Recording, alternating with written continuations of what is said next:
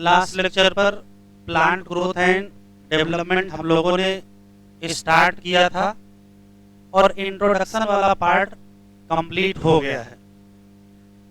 Introduction से वैसे कम ही question आते हैं और आज हम लोग पढ़ेंगे ग्रोथ रेट। तो हेडिंग डालिए ग्रोथ रेट। बेटा दिखाई पड़ेगा यहां से।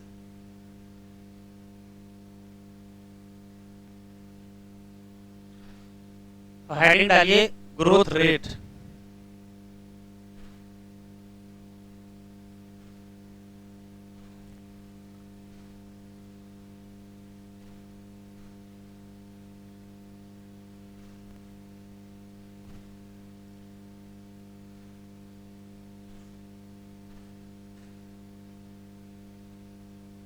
ग्रोथ रेट दो लाइन का केवल कॉन्सेप्ट है। रेट का मतलब होता है कि निश्चित समय में जो भी पर्टिकुलर प्लांट में ग्रोथ होती है उसी को ग्रोथ रेट कहते हैं।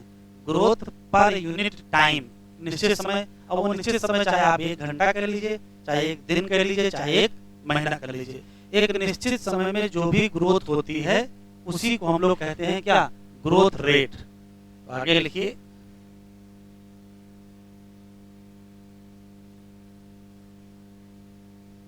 ग्रोथ पर यूनिट टाइम। ग्रोथ पर यूनिट टाइम को हम लोग कहते हैं ग्रोथ रेट। ये क्वेश्चन किसी पर्टिकुलर प्लांट में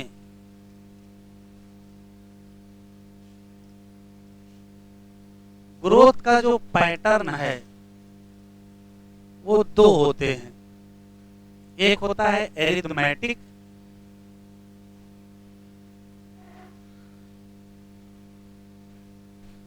ग्रोथ और एक होता है जियोमेट्रिक ग्रोथ। एरिथमेटिक ग्रोथ और जियोमेट्रिक ग्रोथ। पहले एरिथमेटिक ग्रोथ पढ़ेंगे फिर जियोमेट्रिक ग्रोथ पढ़ेंगे। इतना लिख लीजिए, मेन हेडिंग डालिए एरिथमेटिक ग्रोथ, और जो लिख रहा हूं पहले उसे लिख लीजिए।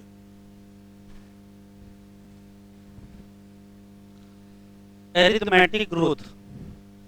एरिथमेटिक ग्रोथ कब होती है ये समझना है। जैसे मान लेते हैं कि ये कोई सेल है, ये सेल डिवाइड की, 2 सेल बन गए। इसमें से एक सेल ने डिवीजन नहीं किया और दूसरी सेल ने डिवीजन किया, तो जब डिवीजन करेगी तो फिर 2 सेल बन जाएंगे। फिर इसमें से एक सेल ने डिवीजन नहीं किया, एक ने डिवीजन किया, तो फिर 2 सेल हो जाएंगे। चलो देखो, अभी सेल की संख्या है 1, डिवीजन होने के बाद संख्या हो गई 2। अब जब ये डिवाइड कर जाएगी तो ये तो खत्म हो जाएगी, लेकिन ये 2 नई बन जाएंगे, तो कुल संख्या कितनी हो गई? तो कुल संख्या हो गई 3। फिर ये डिवाइड कर जाएगी तो ये 2 बन जाएंगे, तो कुल संख्या कितनी हो जाएगी? 4। अब काम की बात सुने। एरिथमेटिक ग्रोथ में ग्रोथ का पैटर्न कुछ ऐसा है कि 1 से बनेगी, 2 से बनेगी, 3 से बनेंगे, 4, ऐसे बढ़ते चले जाएंगे। ऐसा इस नाते हो रहा है कि जब माइटोसिस होती है, माइटोसिस के बाद जो डॉटर सेल बनती हैं, दोनों डॉटर सेल डिवाइड नहीं करती हैं। एक डॉटर सेल तो डिवाइड करती है, लेकिन जो दूसरी डॉटर सेल है वो डिवाइड नहीं करती है। तो वो करती क्या है? वो डिफरेंशिएट हो जाती है और वो मैच्योर सेल बन जाती है। अब आता है एग्जाम्पल। तो एग्जाम्पल देखें, इसका एग्जाम्पल आप याद रखेंगे, root elongation at constant rate. अब कैसे सेल डिवाइड नहीं करती वो देखें, तो आपको पहले से पता है। जैसे मान लेते ये लाइन है, इस लाइन के नीचे मेरिस्टेमेटिक जोन है, ये एक मेरिस्टेमेटिक सेल है। ये सेल डिवाइड करती है और 2 सेल बनाती है। तो जैसे ही 2 सेल बनेगी, एक सेल चली जाएगी इलांगेशन जोन में, एक कहाँ रह जाएगी? मेरिस्टेमेटिक। तो जो यहाँ चली गई वो तो डिवाइड करेगी नहीं, यही सेल डिवाइड करेगी। कल को जब ये फिर डिवाइड करेगी तो फिर से 2 सेल हो जाएंगी। तो ये तो नई बनी है और ये वाली सेल इसके ऊपर दिखाई पड़ेगी। तो कितनी हो गई? 3 सेल हो गई। तो 1 सेल, फिर 2 सेल, फिर 3 सेल। ये मेरिस्टेमेटिक एक्टिविटी में ऐसा ही पैटर्न देखने को मिलता है। जहां मेरिस्टेम की सेल डिवाइड कर रही होंगी, एक मेरिस्टेमेटिक सेल डिवाइड करके 2 बनाएगी, 2 में से एक चली जाएगी कहाँ, इलांगेशन जोन में, एक रह जाएगी मेरिस्टेमेटिक जोन में। तो जो मेरिस्टेमेटिक में रह जाएगी वही फिर से क्या करेगी, डिवाइड करेगी। जो इलांगेशन में गई वो डिवाइड नहीं करेगी। तो अभी एक सेल, फिर 2 सेल, फिर 3 4 5 6 7 ऐसे। तो होगा क्या, देखिए यहाँ लगातार यहाँ से यहाँ एक का अंतर है, यहाँ से यहाँ भी एक ही का अंतर है, यहाँ से यहाँ भी एक ही का अंतर है। तो जिस रेट से बढ़ रहे होंगे वो कांस्टेंट रेट बना रहेगा। तो अगर कांस्टेंट रेट से कोई चीज बढ़ रही है, इसका मतलब है कि वहां कौन सी ग्रोथ हो रही है, एरिथमेटिक ग्रोथ हो रही है। इसी नाते इसका एग्जांपल है root elongation at constant rate. इसका मैथमेटिकल एक्सप्रेशन है LT equal to L0 plus RT। LT क्या है, लेंथ एट टाइम T है, L0 क्या है, लेंथ एट टाइम 0 है, R क्या है, ग्रोथ रेट है, और T क्या है, टाइम है। जब इसका ग्राफ बनाया जाता है, एक तरफ लेंथ लेते हैं, एक तरफ टाइम लेते हैं, तो जो कर्व मिलता है उसका नाम क्या होता है, लीनियर कर्व होता है। या तो लीनियर मिलेगा, अभी आगे सिग्मॉइड कर्व मिलेगा। लीनियर का मतलब स्ट्रेट लाइन कर्व होता है, धीरे धीरे बढ़ते ही चले जाएंगे। ये कॉन्सेप्ट क्लियर हो गया कि 1 सेल से 2 से 3 से 4 सेल बनेंगे। तो जो क्वेश्चन आपको याद रखने हैं, ऐसा कोई भी ग्रोथ का पैटर्न जिसमें ग्रोथ कांस्टेंट तरीके से होती रहे, 1 2 3 4 5 6 7 8 9 10 ऐसे बढ़ती रहे और लगातार बढ़ती रहे, तो उसी को हम लोग क्या कहेंगे, ग्रोथ रेट चेंज नहीं होते थे। आज देखिए एक का अंतर है, यहाँ भी देखिए क्या है, एक ही का अंतर है। तो जो आज ग्रोथ होगी वही कल होगी, वही परसों होगी, वही आगे होगी। तो अगर परिवर्तन ना हो, कांस्टेंट चलते रहे, तभी उसको हम लोग क्या कहेंगे, एरिथमेटिक ग्रोथ। इसका ये एग्जाम्पल नहीं भूलेंगे, कौन सा, root elongation at constant rate. अब दूसरी हेडिंग डाल लीजिए, जियोमेट्रिक ग्रोथ। जियोमेट्रिक ग्रोथ या इसी का दूसरा नाम एक्सपोनेंशियल ग्रोथ है। देख ले क्या है। तो पहली बात यह है कि ये ग्रोथ हमको तब देखने को मिलती है जब माइटोसिस के बाद दोनों सेल में डिवीजन हो। जैसे देखिए, ये मान लेते एक सेल है, इसने डिवीजन किया, 2 सेल बन गए, फिर दोनों डिवीजन किया, इससे भी 2 बन गए और इससे भी 2 बन गए। तो देखो संख्या कैसे बढ़ रही है।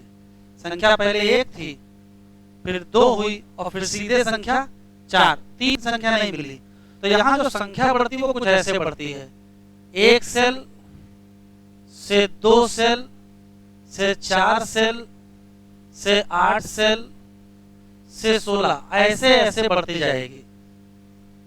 और जबकि वहां क्या था, 1 2 3 4 5 6 7 ऐसे बढ़ रही थी। यहाँ 1 से 2 से 4 से 8 से 16 से 32 से 64 से ऐसे बढ़ती चली जाएगी। तो जब कभी इस तरीके से मल्टीप्लाई करें, संख्या बढ़े, ये तभी संभव है जब दोनों, क्या लिखा है, when after meiosis both daughter cell क्या करेंगे, डिवाइड करेंगे। अब इसका एग्जाम्पल याद रखिएगा। ऐसा कोई भी ऑर्गेनिज्म जो किसी नेचुरल कंडीशन में रहता हो और जहां खाने पीने की चीजें लिमिटेड हो, वहां ये ग्रोथ देखने को मिलती है। कैसे, जैसे 1 से 2 सेल बनी, फिर 2 से 4 बनी, 4 से 8 बनी। जब नई सेल बनेगी तो प्रोटोप्लाज्म भी तो बनाना पड़ेगा, और प्रोटोप्लाज्म के लिए न्यूट्रिएंट्स चाहिए। तो जब ये डिवीजन काफी ज्यादा हो जाएगी, मान लेते 10,000 सेल हो गई, अब अगला डिवीजन होगा तो सीधे 20,000 होगी। तो 10,000 से 20,000 जाने में बहुत सारी सेल बनानी पड़ेगी, बहुत सारा न्यूट्रिएंट चाहिए। और अगर उतना न्यूट्रिएंट ना हो तो फिर 20,000 सेल नहीं बनेगी। तो ये होता क्या है कि ये डिवीजन शुरुआत में तो बहुत तेजी से बढ़ता है, लेकिन बाद में धीरे धीरे कम हो जाता है। क्यों, किसी भी हैबिटेट में न्यूट्रिएंट अनलिमिटेड तो है नहीं, धीरे धीरे न्यूट्रिएंट क्या करेंगे, कम पड़ेंगे। तो ऐसी कोई भी परिस्थिति जिसमें ऑर्गेनिज्म नेचुरल कंडीशन में रहता हो, जहां न्यूट्रिएंट असीमित ना हो, वहां हमको कौन सी ग्रोथ देखने मिलेगी, यही एक्सपोनेंशियल वाली मिलेगी। यही ग्रोथ टिपिकल है, ये एनसीईआरटी की लाइन है। सभी सेल, सभी टिश्यू या सभी ऑर्गन ऑफ प्लांट, क्वेश्चन अगर आ जाए टिपिकल ग्रोथ, तो आंसर क्या दीजिएगा, जियोमेट्रिक। प्लांट में होती दोनों है, जियोमेट्रिक भी होती है और एरिथमेटिक भी होती है, दोनों होती है, इसमें कोई शक नहीं है। लेकिन अगर टिपिकल पूछ ले तो आंसर क्या देंगे, जियोमेट्रिक देंगे। ऐसी कोई भी ग्रोथ जो जियोमेट्रिक ग्रोथ होगी, उसके कुल 3 फेज होंगे। देखो शुरू में देखिएगा 1 से 2 तो कितनी संख्या बढ़ी, केवल एक ही संख्या बढ़ी। फिर 2 से 4 तो 2 संख्या बढ़ी, फिर 4 से 8 4 संख्या बढ़ी, 8 16 8 संख्या बढ़ी। तो शुरू में देखिए कम कम संख्या बढ़ रही है, बाद में बहुत तेजी से संख्या बढ़ेगी। तो शुरू में जो ग्रोथ होगी वो काफी स्लो होगी, लेकिन फिर बहुत तेजी से ग्रोथ होने लगेगी। तो शुरू की जो ग्रोथ होती है उसको क्या कहते हैं, लैग फेज, और जब तेजी से ग्रोथ होती है उसी को लॉग फेज, या इसी का नाम एक्सपोनेंशियल फेज भी है। उसके बाद लिमिटेड न्यूट्रिएंट्स आने लगेंगे, और न्यूट्रिएंट अगर कम होने लगेंगे तो भले ही ग्रोथ तेज होनी चाहिए लेकिन तेज होगी नहीं, धीरे धीरे ग्रोथ का रेट कम होने लगेगा और फाइनली जाकर के ग्रोथ बंद हो जाएगी। फाइनली ग्रोथ बंद हो जाएगी, लाइन ये सीधी हो जाएगी और हम कहेंगे क्या हो गया, स्टेशनरी फेज में पहुंच गए। तो सबसे शुरू में क्या होगा, स्लो स्लो ग्रोथ होगी, फिर बीच में बहुत तेजी से ग्रोथ होगी और फिर धीरे धीरे ग्रोथ रेट कम होगा। क्यों? क्योंकि न्यूट्रिएंट्स क्या हैं, लिमिटेड है, वो कम पड़ने लगेंगे और अंततः किस फेज में पहुंच जाएंगे, तो आंसर देंगे स्टेशनरी फेज। तो जियोमेट्रिकल ग्रोथ के कुल है 3 तरीके, कौन कौन से, या 3 पार्ट है। पहला कौन सा है, पहला है लैग फेज, दूसरा है लॉग फेज और तीसरा स्टेशनरी। लैग फेज में स्लो होता है, ये इनिशियल होता है। लॉग फेज या इसका नाम एक्सपोनेंशियल फेज है, इसी में फास्ट होता है। फिर स्लो क्यों हो जाता बाद में, क्योंकि जिस भी हैबिटेट में रह रहे होंगे वहां न्यूट्रिएंट असंख्य सीमित तो है नहीं, धीरे धीरे चीजें कम पड़ेंगी और जब कम पड़ेगी तो ग्रोथ का रेट भी क्या हो जाएगा, कम हो जाएगा और फाइनली ग्रोथ बिल्कुल रुक जाएगी। तो हम कहेंगे किस स्टेट में पहुंच गए, स्टेशनरी स्टेट में या स्टेशनरी फेज में पहुंच गए। तो यहाँ 3 फेज हैं, lag phase, log phase, stationary. अभी लास्ट के लास्ट ईयर क्वेश्चन आया था कि मैक्सिमम या फास्टेस्ट ग्रोथ किसमें होती है, तो आंसर क्या देंगे, लॉग फेज, या इसी का दूसरा नाम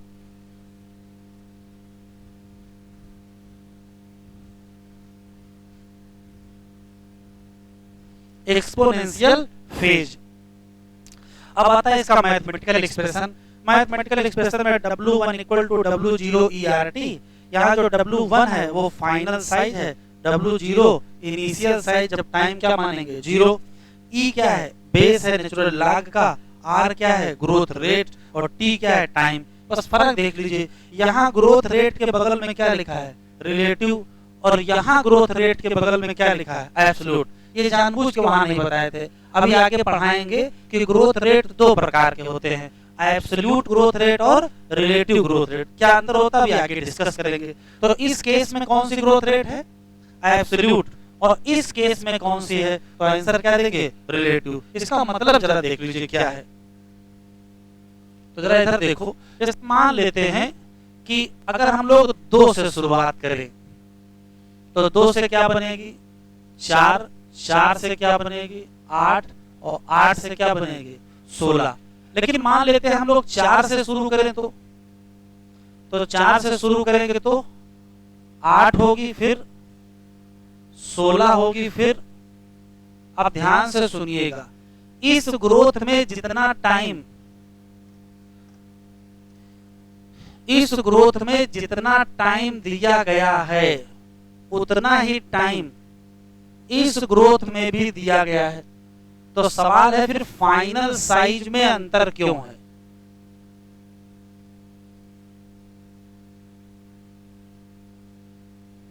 जब समय बराबर ही दिया गया, भाई यहाँ 3 स्टेप ग्रोथ किए हो, 1 बार 2 बार 3 बार, और यहाँ भी 1 बार 2 बार 3 बार, तो जब सबको समय बराबर दिए हो ग्रोथ का, तो फाइनल साइज में अंतर क्यों आ गया। तो अंतर यहाँ दिख रहा है। कहाँ अंतर है, इनिशियल में भी अंतर है। तो एक नई चीज मिल गई, जियोमेट्रिक ग्रोथ में उस पर्टिकुलर प्लांट आर्गन का जो फाइनल साइज होगा वो इस बात पर भी डिपेंड करेगा कि इनिशियल साइज क्या है।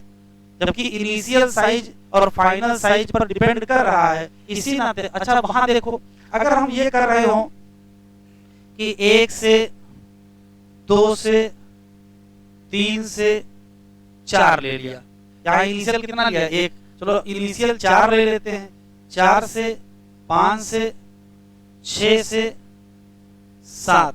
तो देखिए यहाँ जितना अंतर आया है, यहाँ से यहाँ कितना अंतर आया है, 1 2 3 ही का तो अंतर है। तो यहाँ से यहाँ देखो, यहाँ भी कितने का अंतर आया, तीन ही का अंतर आया है। तो ध्यान से सुनिएगा, एरिथमेटिक ग्रोथ और जियोमेट्रिक ग्रोथ में जो मेन अंतर है, एरिथमेटिक ग्रोथ में जो फाइनल अंतर आएगा वो इनिशियल पर डिपेंड नहीं करेगा। जबकि यहाँ देखो, यहाँ 3 स्टेप किए हो, कितने का अंतर आया हो, यहाँ 3 स्टेप किए हो, कितने का अंतर आ गया है।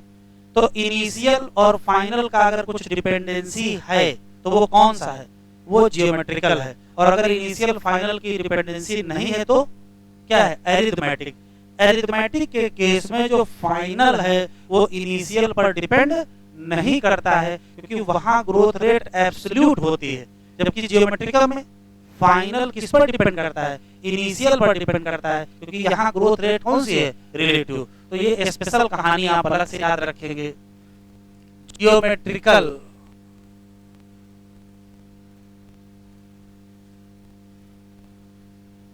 जियोमेट्रिकल ग्रोथ में खास बात यह है,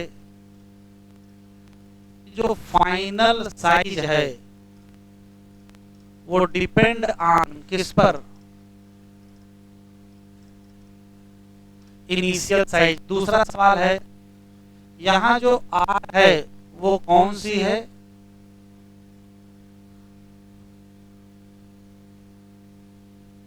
रिलेटिव ग्रोथ है। ये आर ही बताती है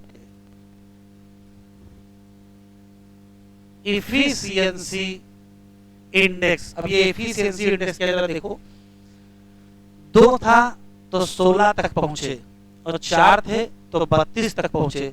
तो नया मटेरियल कितना बनेगा ये इनिशियल पर डिपेंड करेगा। अगर शुरुआत में कम है तो फाइनल भी कम ही बनेगा, और शुरुआत में ज्यादा है तो फाइनल भी ज्यादा बनेगा। तो प्लांट मटेरियल कितना ज्यादा बनेगा, इसी को कहते क्या है, इफिशिएंसी इंडेक्स। क्या है, ability of plant to produce new plant material.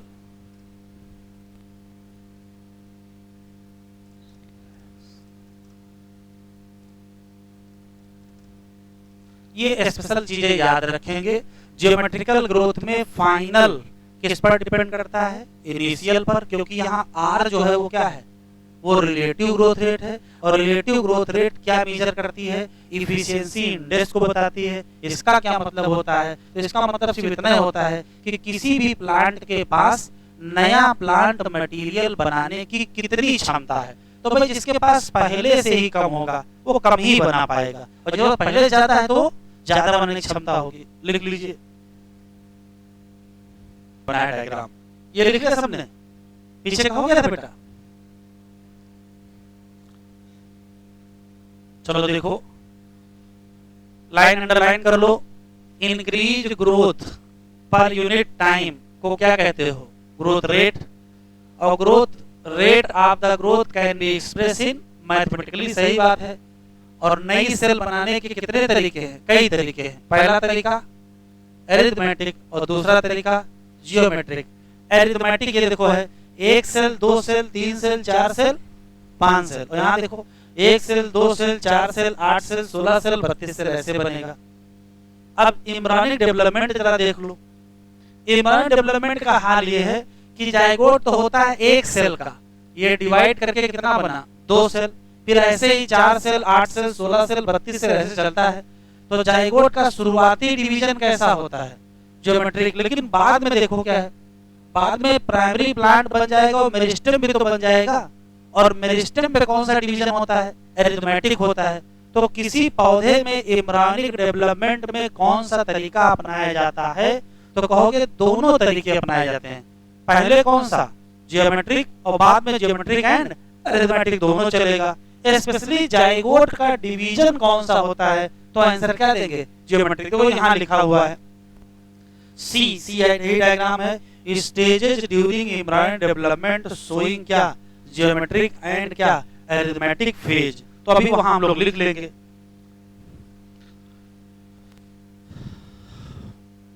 Growth rate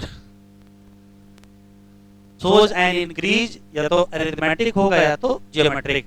arithmetic में स्पष्ट लिखा है कि किसके बाद, माइटोटिक सेल डिवीजन के बाद क्या लिखा है, केवल एक डॉटर सेल डिवाइड करेगी, जबकि अदर डॉटर सेल डिफरेंशिएट हो जाएगी और मैच्योर हो जाएगी।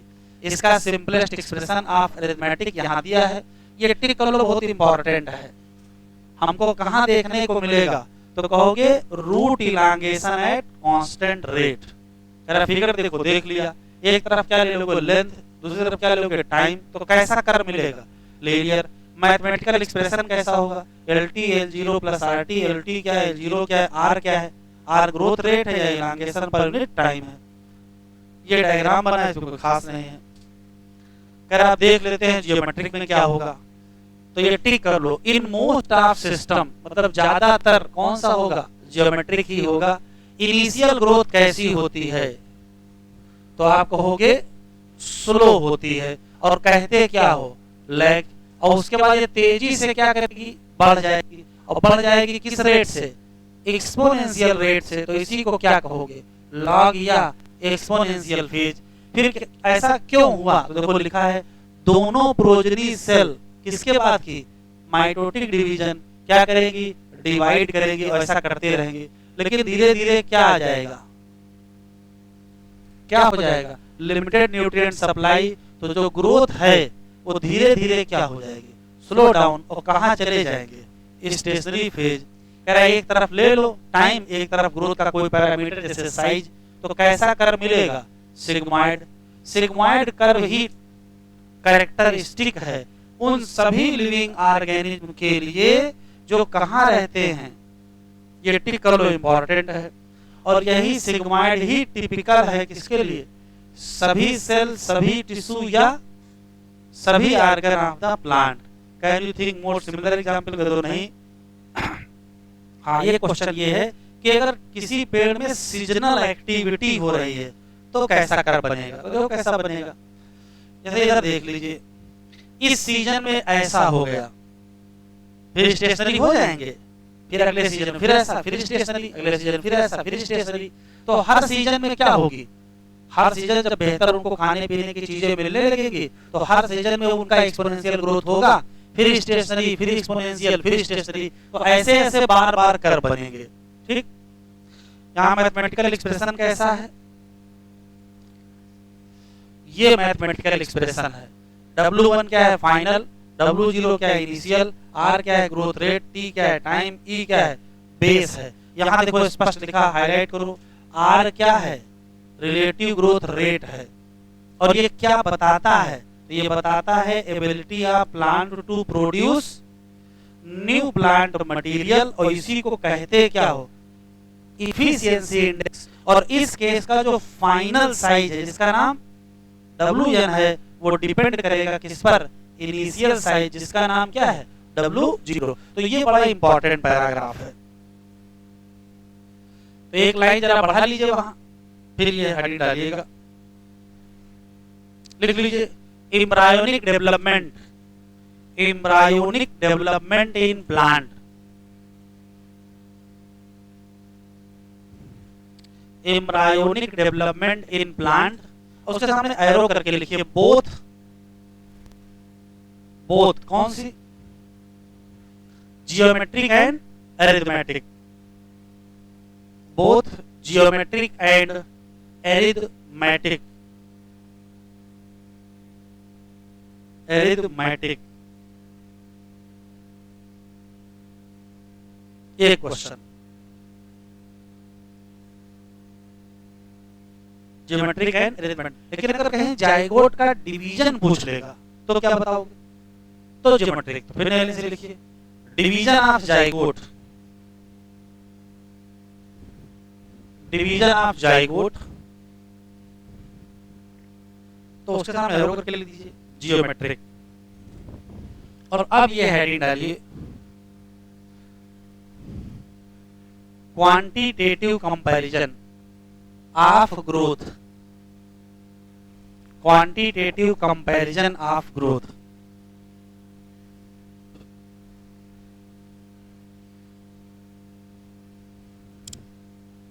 इसी में हम लोग पढ़ेंगे एब्सोल्यूट ग्रोथ रेट और रिलेटिव ग्रोथ रेट। अभी कुछ लिखेंगे नहीं, समझेंगे।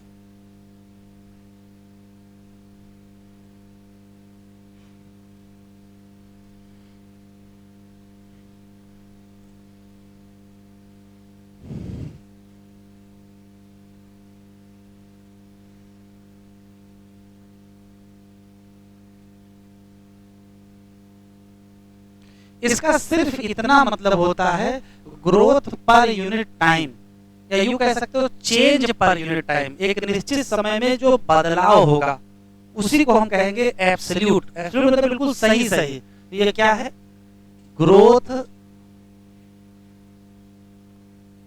पर यूनिट टाइम। एग्जाम्पल समझ में आएगा, अभी लिखना नहीं। जैसे मान लेते हैं कि ये कोई लीफ है,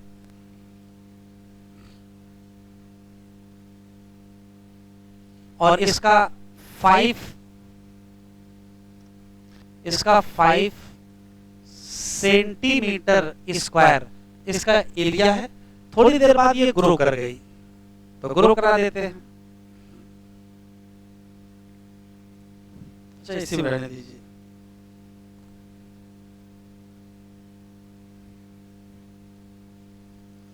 तो ग्रो की स्थिति ये हुई कि बढ़ के ये हो गई ऐसे, ये बढ़ के ऐसे हो गई, और अब इसका सरफेस एरिया हो गया है 10 सेंटीमीटर स्क्वायर। तो ये बताइए, मान लेते हैं ये ए लीफ है, ये बताओ इसमें एब्सोल्यूट ग्रोथ कितनी हुई है? तो भाई यहाँ 5 था, यहाँ 10, तो यहाँ से यहाँ जाने में एब्सोल्यूट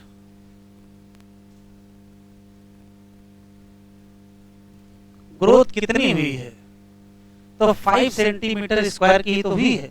अब दूसरी लीफ ले लेते हैं। जैसे मान लेते हैं कि ये कोई एक लीफ है और इसका सरफेस एरिया 50 सेंटीमीटर स्क्वायर है, और ये ग्रो कर गई, तो ग्रो करा देते हैं। ये इसका पुराना साइज है, और मान लेते हैं कि ये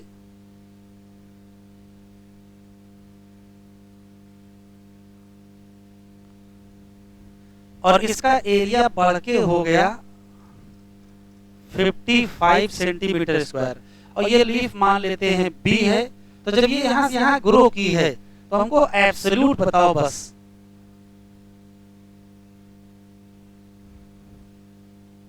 तो इस केस में भी क्या है? 5 ही सेंटीमीटर स्क्वायर है। तो आपके पास 2 लीफ हैं, एक ए है एक बी है। इसका शुरुआती एरिया 5 सेंटीमीटर था, इसका शुरुआती 50 सेंटीमीटर स्क्वायर था। बाद में ये 10 हो गई, बाद में ये 55 हो गई। आश्चर्यजनक तरीके से क्या है कि यहाँ से यहाँ भी चेंज कितने का है? 5 का, और यहाँ से भी चेंज कितने का है? 5 का। ये तो हो गए एब्सोल्यूट ग्रोथ। तो अगर आपसे क्वेश्चन पूछा जाए एब्सोल्यूट ग्रोथ ए और बी की क्या है, तो और ए और बी की सेम है। अभी लिखिएगा नहीं, same for both a and b. अब आती है relative growth rate.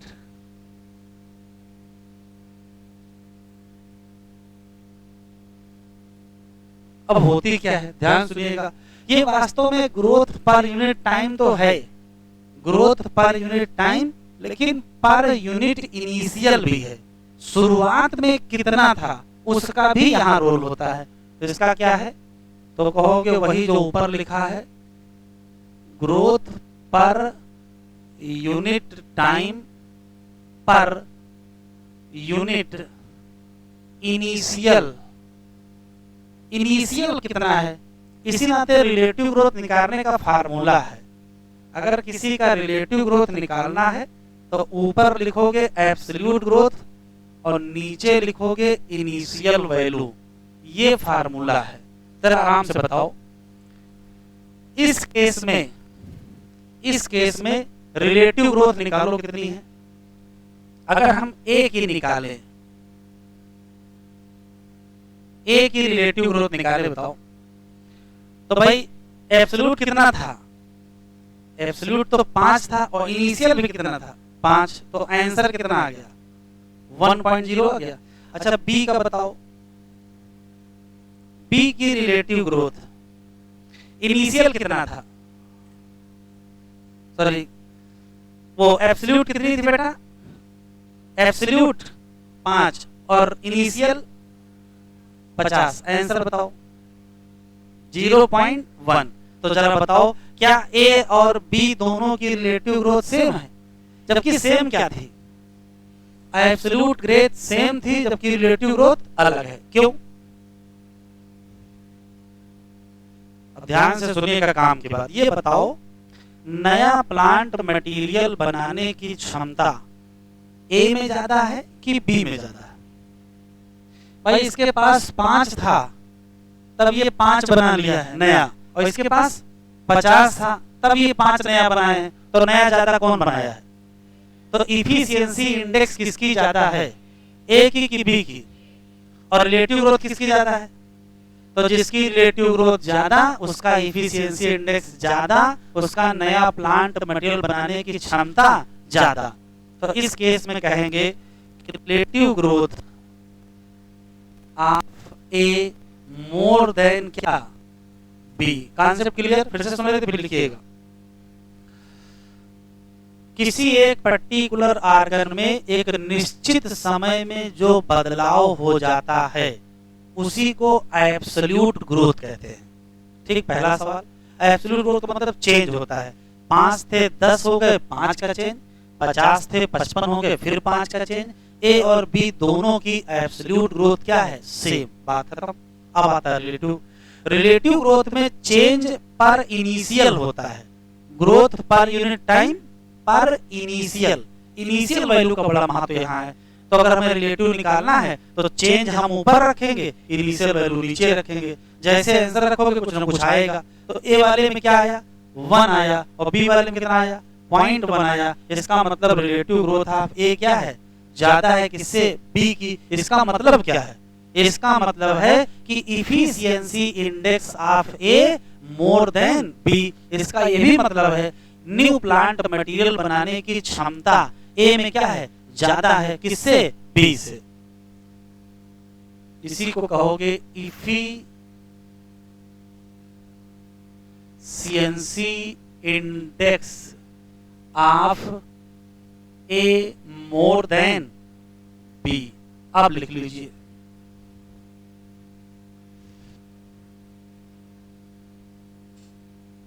NCERT open करें।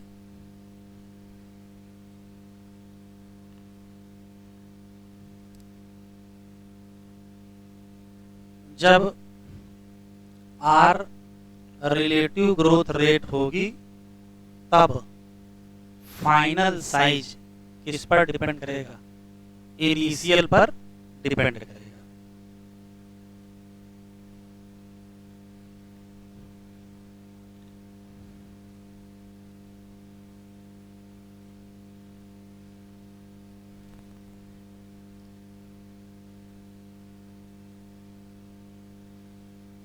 क्वांटिटेटिव, कितनी क्वांटिटी है, कितना चेंज आया है? तो पहला है मेजरमेंट करो और कंपैरिजन करो। किसमें? तो टोटल ग्रोथ पर यूनिट टाइम। टोटल ग्रोथ पर यूनिट टाइम मतलब बदलाव कितना हुआ है। तो बदलाव को क्या कहोगे? तो बदलाव में तो कंपेयर कर लीजिए ए और बी में। तो ए और बी में बदलाव क्या है? बराबर है। उनमें 5 का चेंज, उसमें 5 का चेंज। दूसरा तरीका है कि किसी सिस्टम में पर यूनिट टाइम तो देखो ही, लेकिन कॉमन बेसिस पर देखो। जैसे किस पर देखो? Per unit initial parameter. तो पर यूनिट टाइम का मतलब हो तो एब्सोल्यूट हो गया, इनिशियल पैरामीटर यूज कर लिया, तब इसको हम क्या कहते हैं? Relative growth rate. जरा फिगर देखो, देख लिया ए और बी हैं, डिफरेंट साइज के हैं, लेकिन दोनों में सेम क्या होता है? एब्सोल्यूट इंक्रीज होता है। और बन के क्या हो जाती है? ए डैश और बी बी डैश। कह रहा बताओ one of them so much higher relative growth rate. किसका ज्यादा होगा? ए का। और क्यों ज्यादा था? तो ए की इफिशियंसी इंडेक्स क्या है?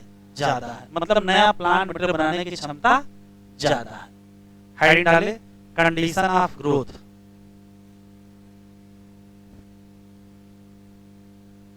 Condition of growth.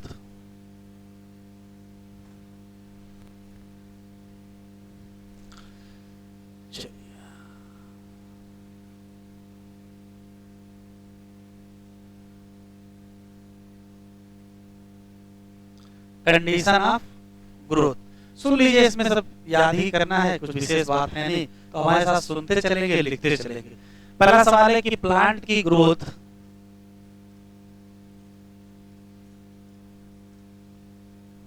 कि क्या क्या रिक्वायरमेंट हैं, पौधा कब कब ग्रो करेगा, तो वो कई चीजें को डिमांड करता है। जैसे सबसे पहले तो उसको क्या चाहिए, वाटर चाहिए, और क्या चाहिए उसको, ऑक्सीजन चाहिए, और क्या चाहिए, न्यूट्रिएंट या मिनरल चाहिए। इसके अलावा एक चीज और डिमांड है उसकी, ऑप्टिमम टेम्परेचर और क्या, लाइट। इन सब चीजों के बगैर प्रॉपर ग्रोथ नहीं होगी। हमको सब में दो दो क्वेश्चन केवल पढ़ने हैं। प्लांट के ग्रोथ की क्या क्या आवश्यकताएं हैं, तो वाटर चाहिए, ऑक्सीजन चाहिए, न्यूट्रिएंट या मिनरल चाहिए, ठीक है। इसके अलावा ऑप्टिमम टेम्परेचर भी चाहिए, ऑप्टिमम लाइट भी चाहिए, और ग्रेविटी का भी ग्रोथ में रोल होता है। तो पहला डालेंगे रोल ऑफ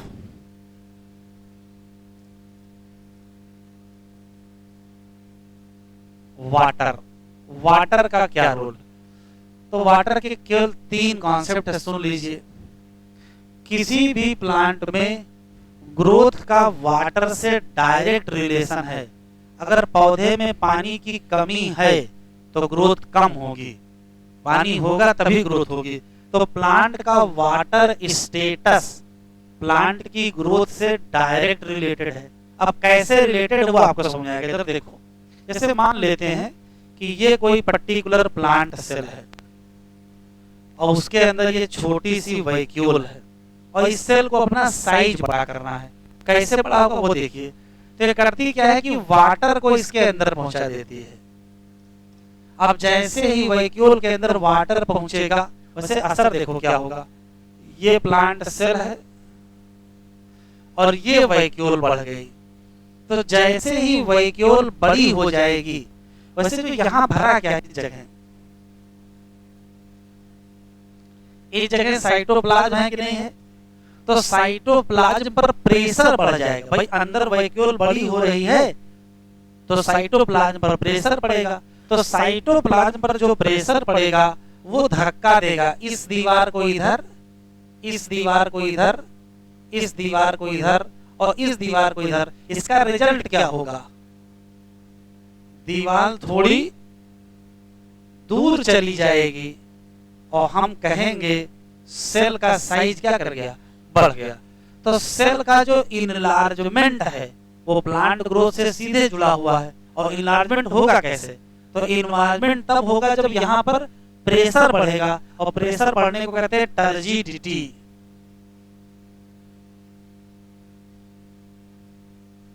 तो टर्जिडिटी या टर्गर प्रेशर वाल को धक्का देगा, वाल दूर जाएगी, सेल क्या हो जाएगी, बड़ी हो जाएगी। तो एनसीईआरटी में शब्द लिखा है टर्जिडिटी ऑफ सेल। और टर्जिडिटी ऑफ सेल कैसे मेंटेन होगा, तो तुरंत आंसर क्या दोगे, वाटर। एक और वाटर मीडियम का भी काम करेगा किसी एंजाइम के लिए।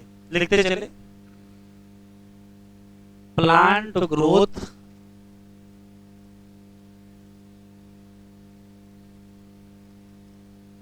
directly related to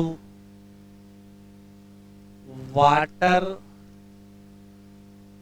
status of plant। कैसे, प्लांट की ग्रोथ में सेल का इनलार्जमेंट होता है, और इनलार्जमेंट जब होता है तो उसमें सारा खेल किसका है, टर्जिडिटी ऑफ सेल। वो कैसे मैंने आपको एक्सप्लेन कर दिया है। वाटर वैक्यूल के अंदर जाएगा, वैक्यूल का साइज बढ़ेगा तो प्रोटोप्लाज्म पर प्रेशर बढ़ेगा, प्रोटोप्लाज्म वाल पर प्रेशर बढ़ाएगा, वाल दूर जाएगी और सेल क्या हो जाएगी, बड़ी हो जाएगी। ठीक,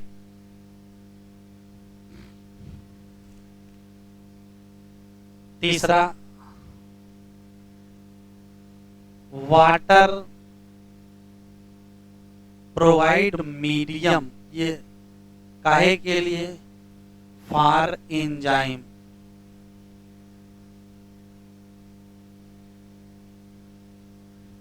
एक्टिविटी। दूसरा है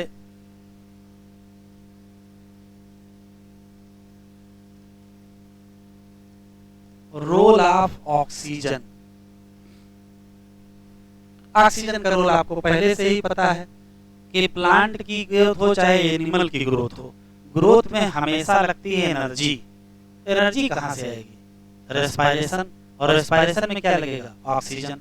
तो मेटाबॉलिक एनर्जी जो नीडेड है ग्रोथ के लिए, उसके लिए क्या चाहिए? ऑक्सीजन चाहिए। O2 needed for production of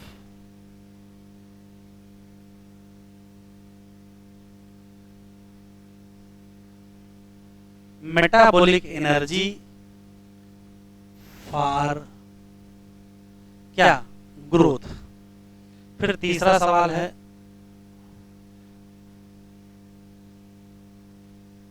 role of mineral. Mineral दो प्रकार के होते हैं,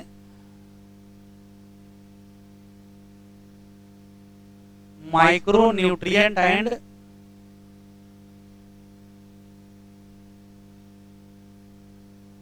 माइक्रो न्यूट्रिएंट, है ना।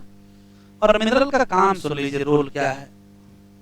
तो इनका मेन रोल है प्रोटोप्लाज्म की सिंथेसिस। प्रोटोप्लाज्म, अगर आपको ग्रोथ करनी है तो सेल बड़ा करना पड़ेगा या सेल डिवाइड करनी पड़ेगी, और सेल डिवाइड करनी पड़ेगी तो नई सेल बनाओगे ना, और नई सेल बनाने में प्रोटोप्लाज्म की सिंथेसिस करनी पड़ेगी। क्या चाहिए? मिनरल चाहिए। तो काहे के लिए है? For protoplasm synthesis. और एक लाइन और लिखी है, सोर्स ऑफ एनर्जी। फिर आएगा रोल ऑफ टेम्परेचर।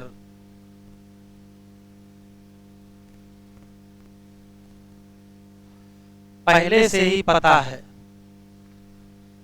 कि किसी भी प्लांट की फोटोसिंथेसिस एक ऑप्टिमम टेम्परेचर पर होती है। तो प्लांट की ग्रोथ में ऑप्टिमम टेम्परेचर का बड़ा रोल है। अगर वो C3 प्लांट है तो उसका ऑप्टिमम टेम्परेचर लो होगा, और अगर C4 प्लांट है तो ऑप्टिमम टेम्परेचर हाई होगा। तो अगर टेम्परेचर ऑप्टिमम पौधे को मिला तो फोटोसिंथेसिस बढ़िया होगी, तो ग्रोथ भी तो बढ़िया होगी। और अगर ऑप्टिमम नहीं मिला तो ग्रोथ अच्छी नहीं होगी। तो सारा खेल क्या है? प्लांट ग्रोथ कहाँ होती है? Optimum temperature. प्लांट ग्रोथ किसमें होती है? Optimum temperature. इसी तरीके से रोल ऑफ लाइट है। लाइट का भी वही कॉन्सेप्ट है। क्या? किसी भी लाइट में तो फोटोसिंथेसिस होगी नहीं, लाइट भी ऑप्टिमम चाहिए। अगर ऑप्टिमम लाइट नहीं मिलेगी तो लाइट लिमिटिंग हो जाएगी, फोटोसिंथेसिस रेट कम हो जाएगा। तो फोटोसिंथेसिस होगी तभी तो ग्रोथ होगी। तो फिर वही कहानी है, लाइट भी कैसी चाहिए? Optimum. Plant growth in optimum light. Growth पर असर किसका देखने को मिलता है? ग्रेविटी का भी। आपको पता है रूट नीचे जाती है, स्टेम ऊपर जाता है। तो जो ग्रेविटी की तरफ जाए वो पॉजिटिव जियोट्रॉपिक, और जो ग्रेविटी के अगेंस्ट जाए वो निगेटिव। ये सब जनरल कहानी उसी कंडीशन ऑफ ग्रोथ में दी है। एक बार पढ़ लीजिए, एग्जामिनर ने कभी तक कोई सवाल उससे पूछा नहीं है, लेकिन उसके बाद की जो हेडिंग है वो बहुत इंपॉर्टेंट है।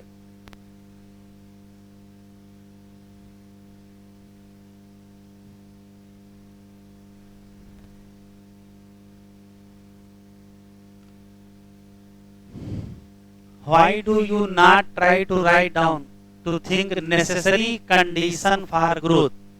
तो नेसेसरी कंडीशन में वाटर है, ऑक्सीजन है, न्यूट्रिएंट या एलिमेंट्स या मिनरल हैं। Plant grow in size by किसके द्वारा? Cell enlargement. और सेल इनलार्जमेंट में क्या चाहिए? वाटर चाहिए। क्यों चाहिए? तो ये देखो लिखा है, टर्जिडिटी ऑफ सेल ही क्या करती है? एक्सटेंसिव ग्रोथ या एक्सटेंशन ग्रोथ। तो प्लांट ग्रोथ और उसका डेवलपमेंट सीधे जुड़ा है किससे? Water status of plant. और वाटर ही देगा किसके लिए? Medium for enzyme. ऑक्सीजन का एक ही रोल है, क्या निकलवाओ? मेटाबॉलिक एनर्जी, उससे क्या होगी? ग्रोथ। न्यूट्रिएंट दो होंगे, माइक्रो और माइक्रो। ये क्या करेंगे? तो ये देखो लिखा, सिंथेसिस ऑफ प्रोटोप्लाज्म और सोर्स ऑफ एनर्जी। इसके अलावा प्लांट को चाहिए ऑप्टिमम टेम्परेचर, और उसके लिए अगर ऑप्टिमम नहीं मिला, उसके रेंज से कम या ज्यादा मिला, तो बहुत मुश्किल हो जाएगा प्लांट का सर्वाइवल। एनवायरमेंटल सिग्नल जैसे क्या चाहिए? लाइट भी जरूरी है, और ग्रेविटी का भी बड़ा रोल है किसमें? ग्रोथ में। तो जनरल क्वेश्चन है, ये एक सवाल एग्जाम में मिल सकता है।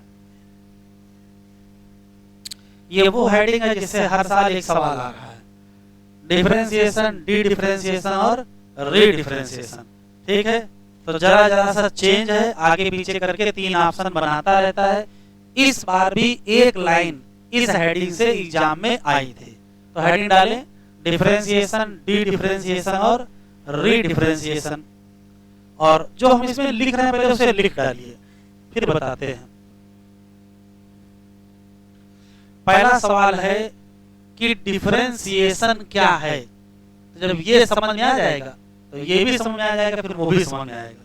देखो होता क्या है, किसी भी प्लांट में पाई जाती है मेरिस्टेमेटिक सेल, वो चाहे रूट एपिकल मेरिस्टेम पर हो, चाहे शूट एपिकल मेरिस्टेम पर हो, चाहे किसी कैम्बियम में हो। मेरिस्टेमेटिक सेल का एक ही काम होता है, डिवाइड करना। तो ये डिवाइड करेंगे और नंबर ऑफ सेल बढ़ाएंगे। जितने दिन नंबर ऑफ सेल बढ़ेगा और ढेर सारी सेल बनेगी, उतने दिन को कहते हैं प्लाज्मेटिक ग्रोथ। इसी हेडिंग के आगे भी डेवलपमेंट हेडिंग है, उसमें ये लिखा हुआ है। नंबर बढ़ गए, जितनी भी सेल बनेगी उन सब को कहते हैं इमेच्योर सेल। और इमेच्योर सेल से कुछ भी बन सकता है। जैसे जैसे मान लेते हैं कि डेवलपमेंट हुआ, इमेच्योर सेल बनी, फिर उसी सेल में से किसी सेल ने तय किया कि हम जाइलम की सेल बना लेंगे, किसी ने तय किया हम फ्लोएम में कन्वर्ट हो जाएंगे, किसी ने तय किया हम एपिडर्मिस बनाएंगे। तो अलग अलग स्ट्रक्चर की सेल का शेप और साइज और स्ट्रक्चर अलग अलग होता है। तो जब इमेच्योर सेल मैच्योर सेल में कन्वर्ट होगी, तो ये तय हो जाएगा कि आप कौन सी मैच्योर सेल बनाओगे, जाइलम की बनाओगे कि फ्लोएम की बनाओगे कि कार्टेक्स की बनाओगे कि एपिडर्मिस की बनाओगे। वैसा ही आपको शेप रखना पड़ेगा। तो सेल ने तय किया कि हम जाइलम में कन्वर्ट होंगे, तो अगर जाइलम में कन्वर्ट होंगे और जाइलम में ट्रैकीड पाई जाती हैं, तो अगर मान लेते हैं इमेच्योर सेल ने तय किया कि हमको ट्रैकीड में कन्वर्ट होना है, तो सबसे पहला काम है कि प्रोटोप्लाज्म का लॉस करना पड़ेगा। तो प्रोटोप्लाज्म का लॉस कर देंगे।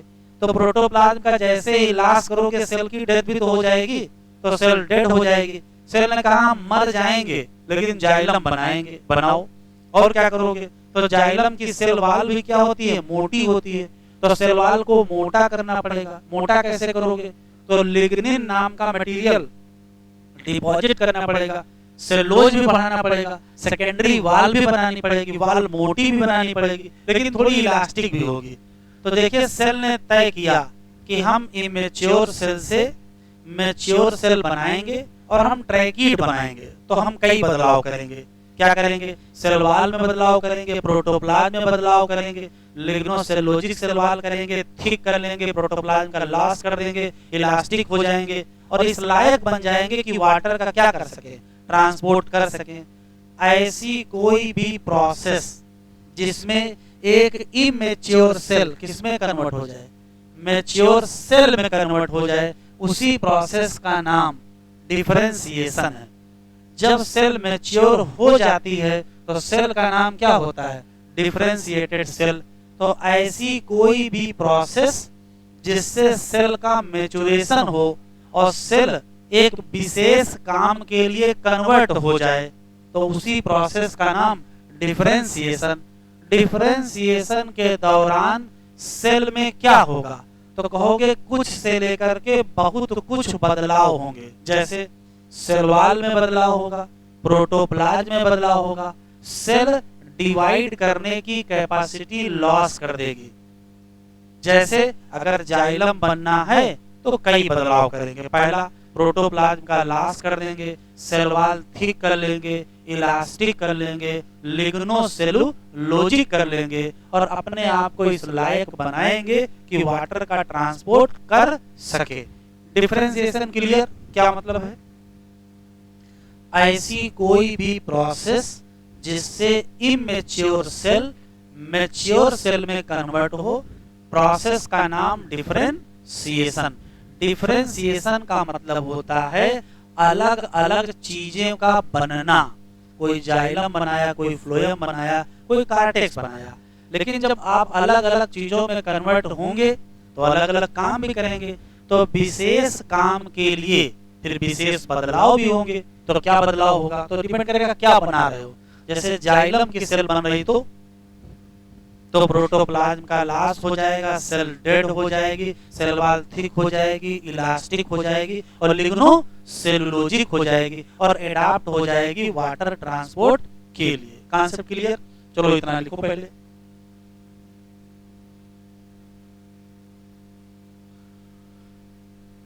पहला लाइन है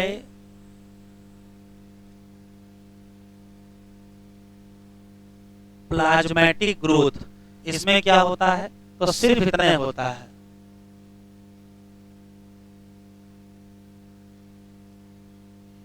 meristematic cell divide to make क्या, मेनी सेल्स। बस खत्म। दूसरा है डिफरेंशिएशन।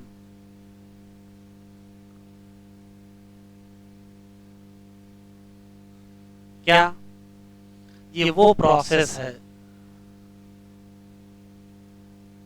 Process of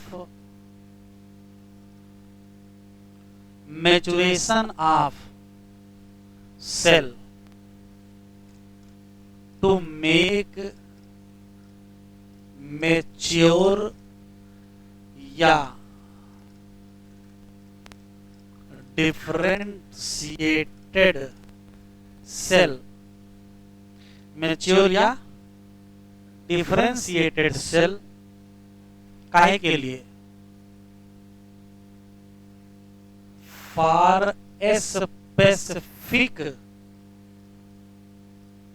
function. कैसे करेंगे, तो इस दौरान सेल में कुछ से लेकर के मेजर चेंजेज होते हैं।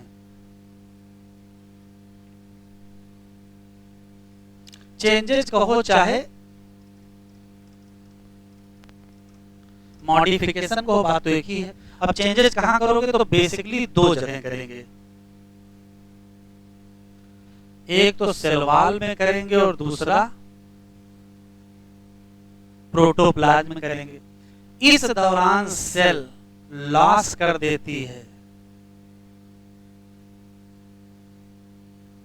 डिवीजन की कैपेसिटी। तो सेल ने कहा अब हम डिवाइड नहीं करेंगे, हम जा रहे हैं मैच्योर होने, मैच्योर हो जाएंगे और जो बनाना होगा वो बना लेंगे। चाहे हमको सेल वॉल बदलना पड़े, चाहे प्रोटोप्लाज्म बदलना पड़े, लेकिन अब हम डिवाइड नहीं होंगे। तो नाम क्या रख लेंगे, मैच्योर रख लेंगे। एग्जाम्पल दिया है, एग्जाम्पल ये है कि बनाना है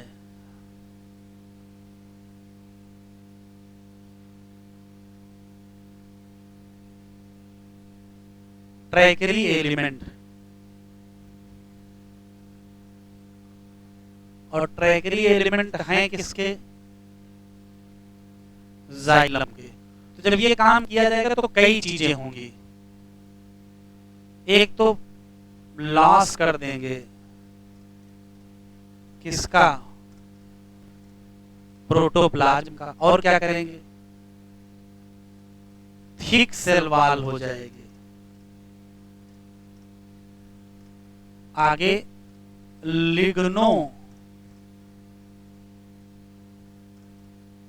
सेलुलोजिक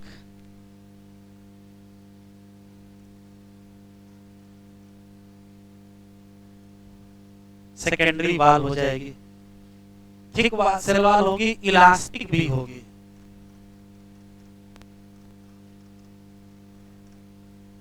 और एडाप्ट हो जाएगी काहे के लिए? Water transport. वाटर ट्रांसपोर्ट के लिए बिल्कुल तैयार है। तो सेल ने कहा कि हम मैचुरेशन में क्या करेंगे, इतने सारी घटनाएं करेंगे, तो क्या डिवाइड करने की कैपेसिटी बचेगी? डिवाइड करने की कैपेसिटी नहीं बचेगी। ये सेल हो जाएगी, कैसी हो जाएगी? डेड सेल हो जाएगी। सेल ने कहा मर जाएंगे लेकिन हम डिवाइड नहीं करेंगे, तो ना करो, बात खत्म।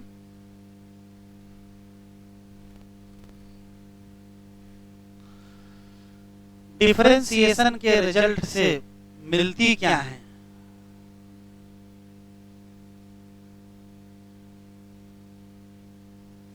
मिलती है डिफरेंशिएटेड सेल, जिनको मैच्योर सेल कहते हैं।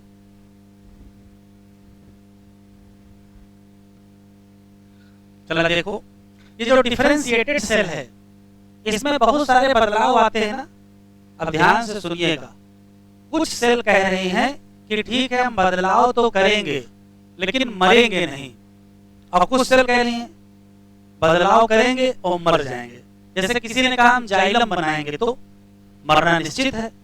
तो जो डिफरेंशिएटेड सेल है वो दो कैटेगरी की होती है, या तो डेड या तो लिविंग। जैसे किसी ने कहा हम स्क्लेरेन काइमा बना लेंगे, तो अगर स्क्लेरेन काइमा बन गया तो डेथ निश्चित है। और किसी ने कहा हम पायरेन काइमा बनाएंगे तो बात बची रहेगी।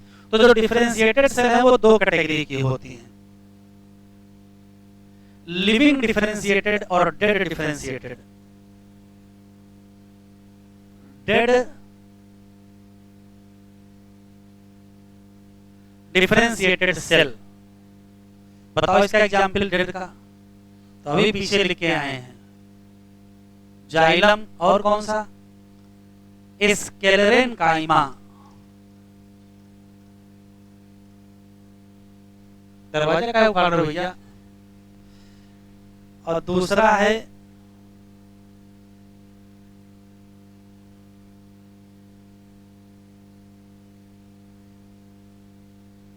Live differentiated cell. और लाइव में बताओ कौन सी है, तो पायरेन काइमा। और कौन सी, कोलेन काइमा।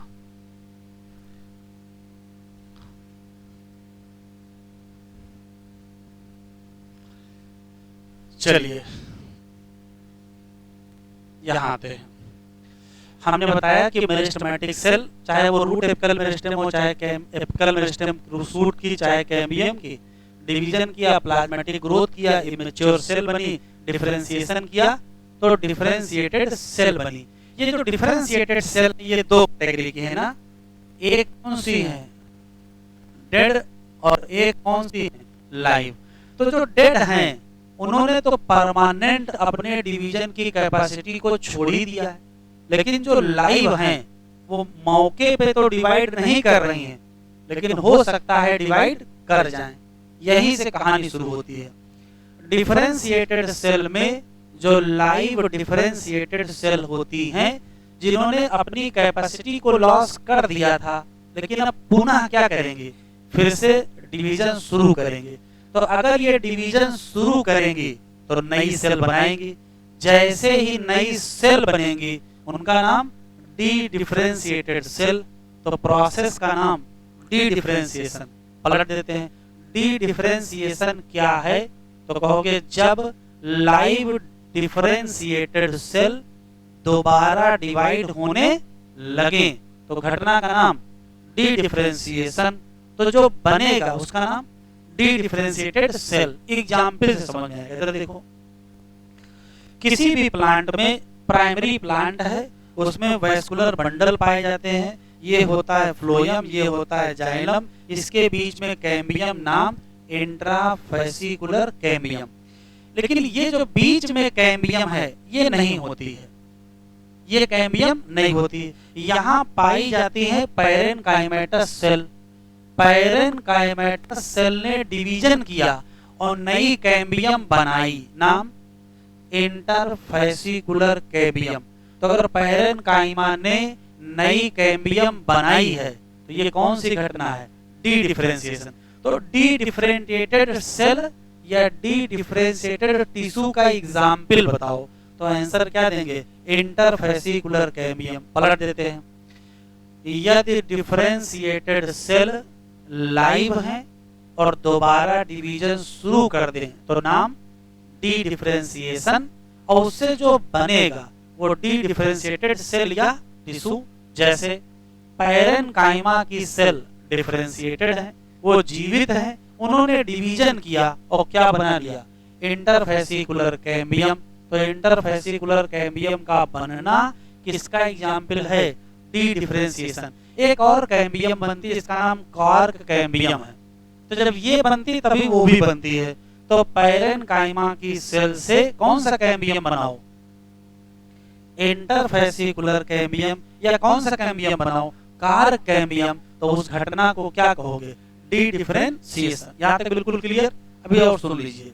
अब देखिए जो ये इंटरफेसिकुलर कैम्बियम है, ये इधर की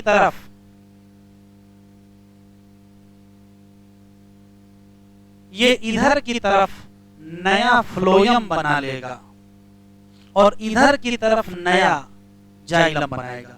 इधर की तरफ क्या बना लेगा? नया फ्लोयम, और इधर की तरफ क्या बना लेगा? नया जाइलम। जो नया फ्लोयम बनेगा उसका नाम सेकेंडरी फ्लोयम, और जो नया जाइलम बनेगा उसका नाम सेकेंडरी जाइलम। सेकेंडरी जाइलम और सेकेंडरी फ्लोयम कौन बना रहा है? Interfascicular cambium. और ये है क्या? तो यदि डी डिफरेंशिएटेड सेल डिवीजन करके कुछ भी नया बनाएगी तो उसका नाम रीडिफरेंशिएटेड सेल। तो प्रोसेस का नाम रीडिफरेंशिएशन। जैसे इंटरफेसिकुलर कैम्बियम का बनना क्या है? D differentiation. लेकिन इंटरफेसिकुलर कैम्बियम से सेकेंडरी जाइलम बनना और सेकेंडरी फ्लोयम बनना क्या है? रीडिफरेंशिएशन। Conclusion clear? सुन लेते हैं फिर लिख लेंगे। अभी डी डिफरेंशिएशन क्या है? तो कहोगे जब लाइव डिफरेंशिएटेड सेल दोबारा डिवाइड करने लगे तो इसी का नाम डी डिफरेंशिएशन, और नई सेल बनाएंगी उनका नाम dedifferentiated cell. Dedifferentiated cell का एग्जाम्पल तो कहोगे पैरेनकाइमा ने क्या बनाया? Interfascicular cambium. इसका नाम इंटर है, इसका नाम इंट्रा है। इंट्रा जो पहले से मौजूद था। ठीक है।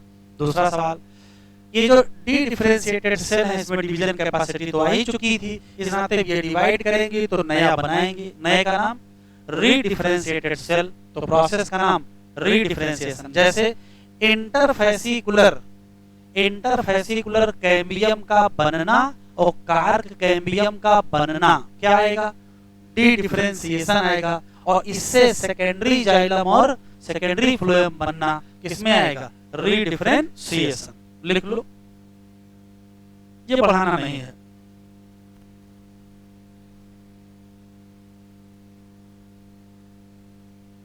ये कुछ नहीं पढ़ाना है।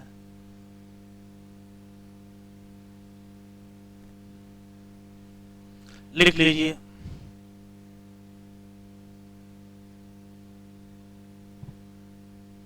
डी डिफरेंशिएशन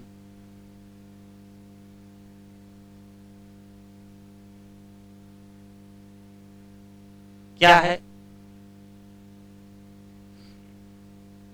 तो कहोगे लाइव डिफरेंशिएटेड सेल रीगेन कर लें किसकी? Capacity of division. तो इसी को क्या कहोगे? D differentiation. New sales produce, उनको क्या कहोगे? D डिफरेंटिएटेड cell. एग्जाम्पल समझ में आएगा क्या है?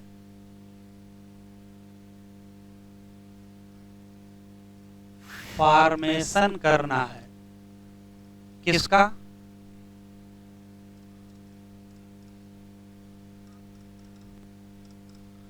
इंटरफेसिकुलर कैम्बियम का। और किसका? कार्क कैम्बियम का। कहां से? From live differentiated parenchyma cell. फिर आता है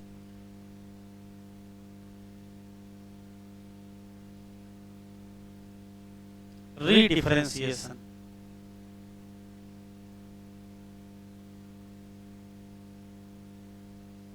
इसका मतलब है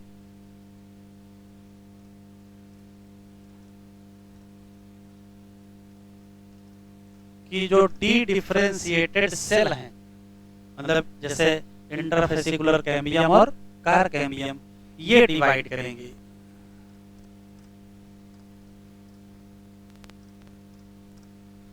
प्रोड्यूस न्यू सेल। और यहां न्यू सेल को क्या कहते हो?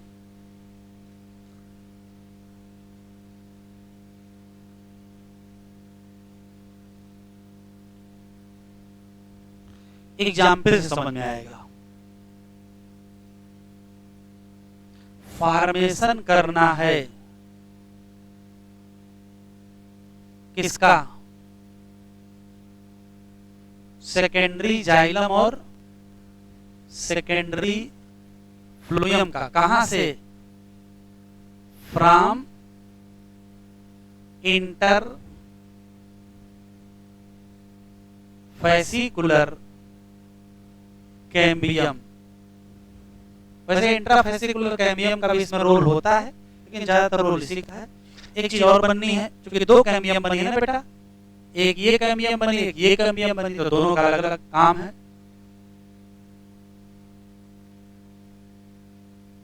Formation of secondary cortex and cork, दो चीजें बनेंगी फ्रॉम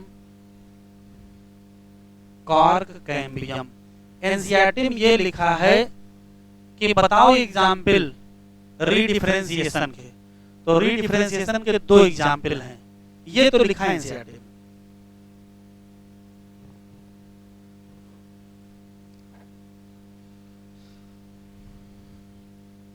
तो दो इंपॉर्टेंट सवाल यहां हैं कि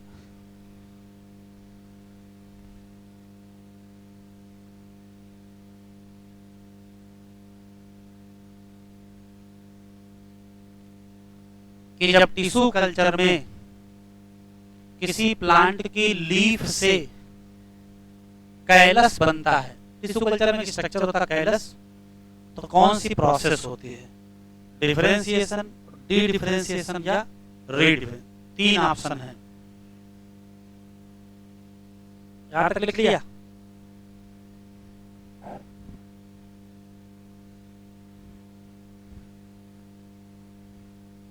लिखें?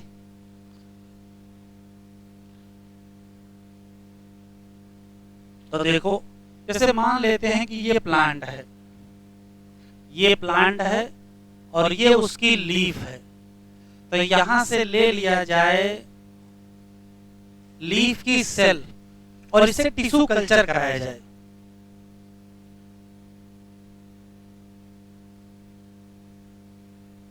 तो जब लीफ की सेल का टिश्यू कल्चर कराएंगे तो सबसे पहले एक स्ट्रक्चर बनता है जिसका नाम कैलस होता है। क्या होता है? ये टिश्यू कल्चर में पढ़ाएंगे। और कैलस से बनता है प्लांटलेट। प्लांटलेट का मतलब छोटा सा पौधा जिसमें रूट स्टेम लीफ बन गई हो। तो क्वेश्चन ये पूछा गया था कि यहां कौन सी घटना होती है? तो ये भी तो पूछ लेगा। तो देखो ध्यान से, लीफ की सेल है, सेल लीफ की है, इसका मतलब सेल ने डिफरेंशिएशन कर चुकी है, तो ये डिफरेंशिएटेड सेल है। ये कैसी सेल है? डिफरेंशिएटेड सेल है। तो ये डिफरेंशिएटेड सेल है और फिर ये डिवाइड करके क्या बना रहे हैं? कैलस। तो बताओ क्या हुआ? तो ये हुआ डी डिफरेंशिएशन, यही पूछा है।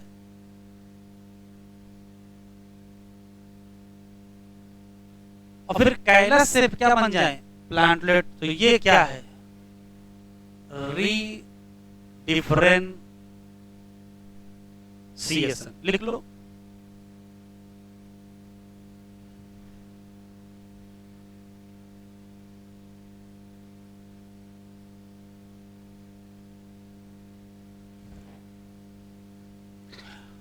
फिर क्वेश्चन है ट्यूमर में क्या होता है? तो ट्यूमर में अनकंट्रोल्ड डिवीजन होता है।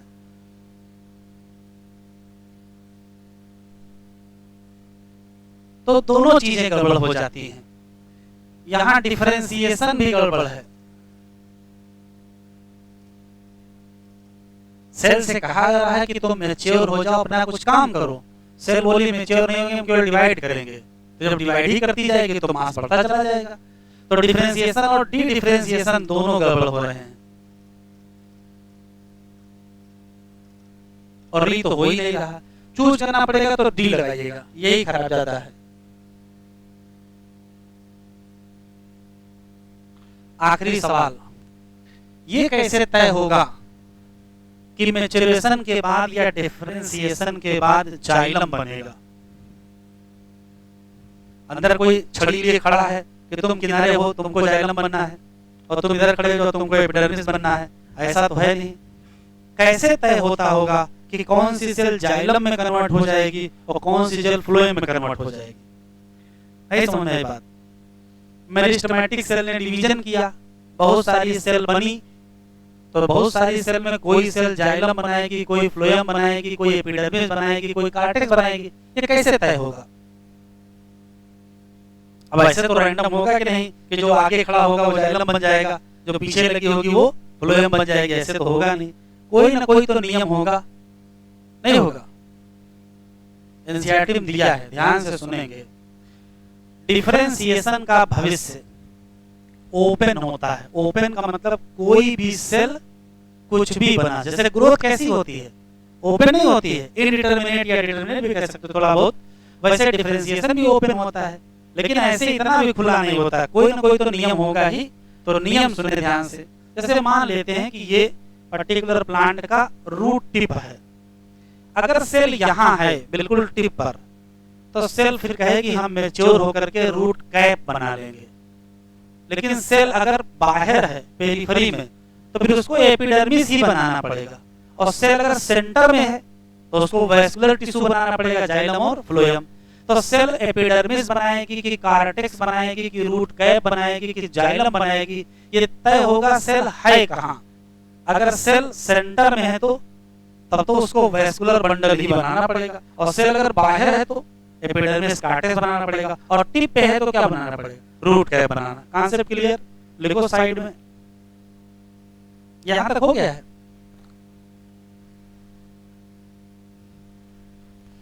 तो बताओ डिफरेंशिएशन का भविष्य किससे तय होगा? तो कहोगे लोकेशन से तय होगा। सेल है कहाँ?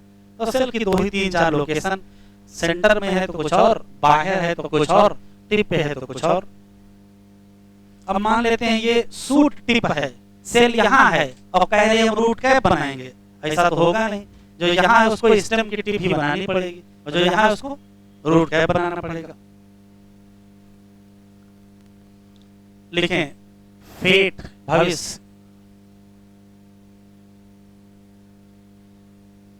सब एनसीईआरटी में दिया है ये। Fate of differentiation. पहला लाइन, प्लांट की ग्रोथ कैसी होती है? ओपन। ओपन का मतलब इनटर्मिनेट, कुछ जगहों पर ये क्या मिलती है, डिटर्मिनेट भी होती है। इसी तरीके से प्लांट में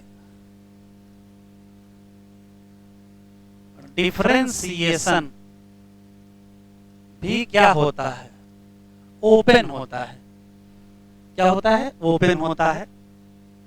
मतलब इसका क्या होता है कि डिफरेंट स्ट्रक्चर कहां से बनेंगे, फ्रॉम सेम मेरिस्टेम। लेकिन फाइनल स्ट्रक्चर किस पर डिपेंड करेगा, डिपेंड ऑन लोकेशन या पोजीशन ऑफ सेल। एग्जाम्पल से समझ में आएगा।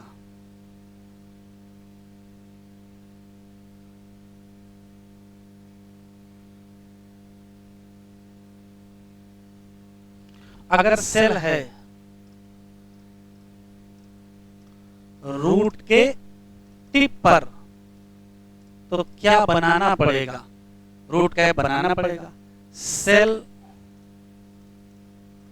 एट पेरीफेरी बाहर की तरफ है तो क्या बनाना पड़ेगा, एपिडर्मिस। और अगर सेल एट सेंटर है तो बनाना पड़ेगा वैस्कुलर टिश्यू।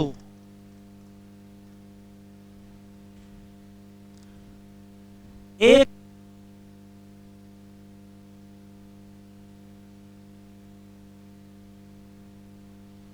हेडिंग डालें,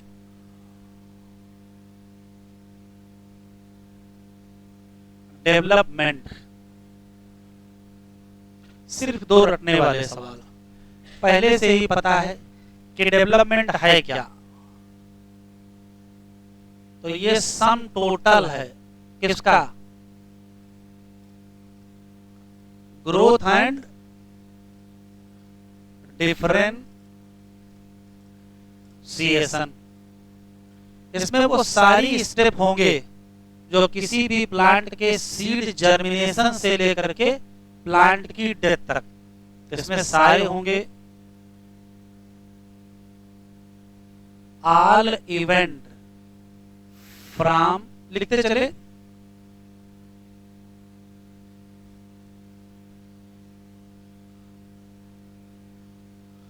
सीड जर्मिनेशन टू डेथ। पौधा बने और जब तक मरे उसके बीच में जो कुछ भी हुआ वो सब किस में आएगा, डेवलपमेंट में आएगा। ऑल चेंजेज या इवेंट होता क्या है, तो पहले से ही चेन पता है।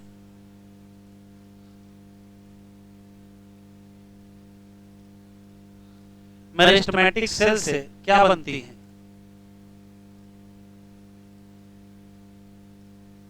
इमेच्योर सेल से क्या बनती है, मैच्योर सेल। और फिर अंततः क्या हो जाएगी, अंततः प्लांट की क्या हो जाएगी, डेथ। मेरिस्टेमेटिक से इमेच्योर सेल बनने को क्या कहते हैं,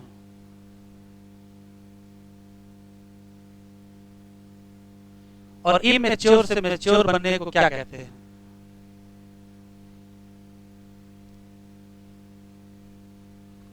ये वास्तव में क्या है, ये वास्तव में है क्या, डिवीजन।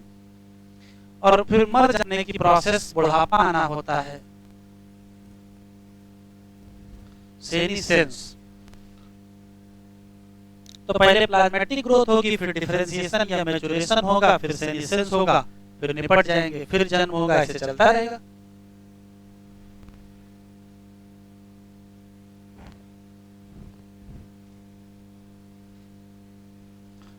ये बताओ डेवलपमेंट के फैक्टर कौन से होंगे, सब रटने वाला है। कौन कौन सी चीज है जो डेवलपमेंट को प्रभावित करेगी?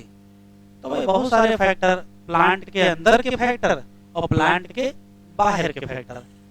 अंदर के फैक्टर को क्या कहते हैं?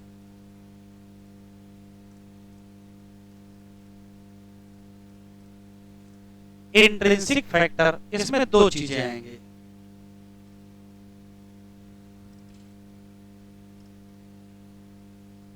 Genetic factor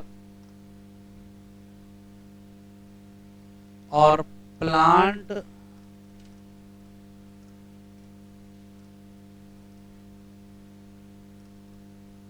growth regulator. और दूसरे होते हैं कौन से? Extrinsic factor. ये कौन से होते हैं? जो इन्वायरमेंट वाले होते हैं। इसमें क्या क्या आएगा? इसमें कई चीजें आएंगी, वही टेम्परेचर, लाइट, एयर, सॉइल, ये सारे फैक्टर होंगे प्लांट की ग्रोथ के। यहां से कुछ नहीं पूछा गया है, बस यही एक पूछ सकता है, क्योंकि आगे हम लोग डिटेल में ये पढ़ ही चुके हैं।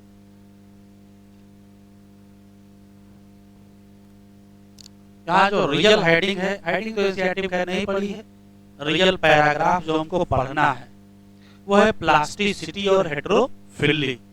या तो इससे डिफरेंशिएशन सवाल आएगा या तो उसी से आएगा, ये अगल बगल ही दिए हैं।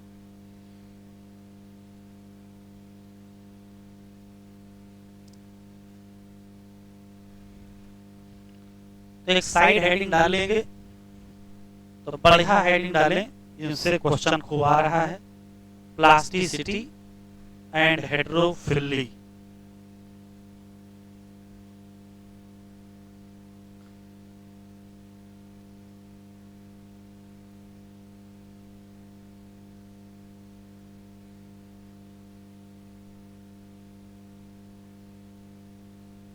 Plasticity and heterophylly. कुछ भी लिखेंगे नहीं, सुनेंगे, ध्यान से देखें। मान लेते हैं कि ये कोई पर्टिकुलर प्लांट है,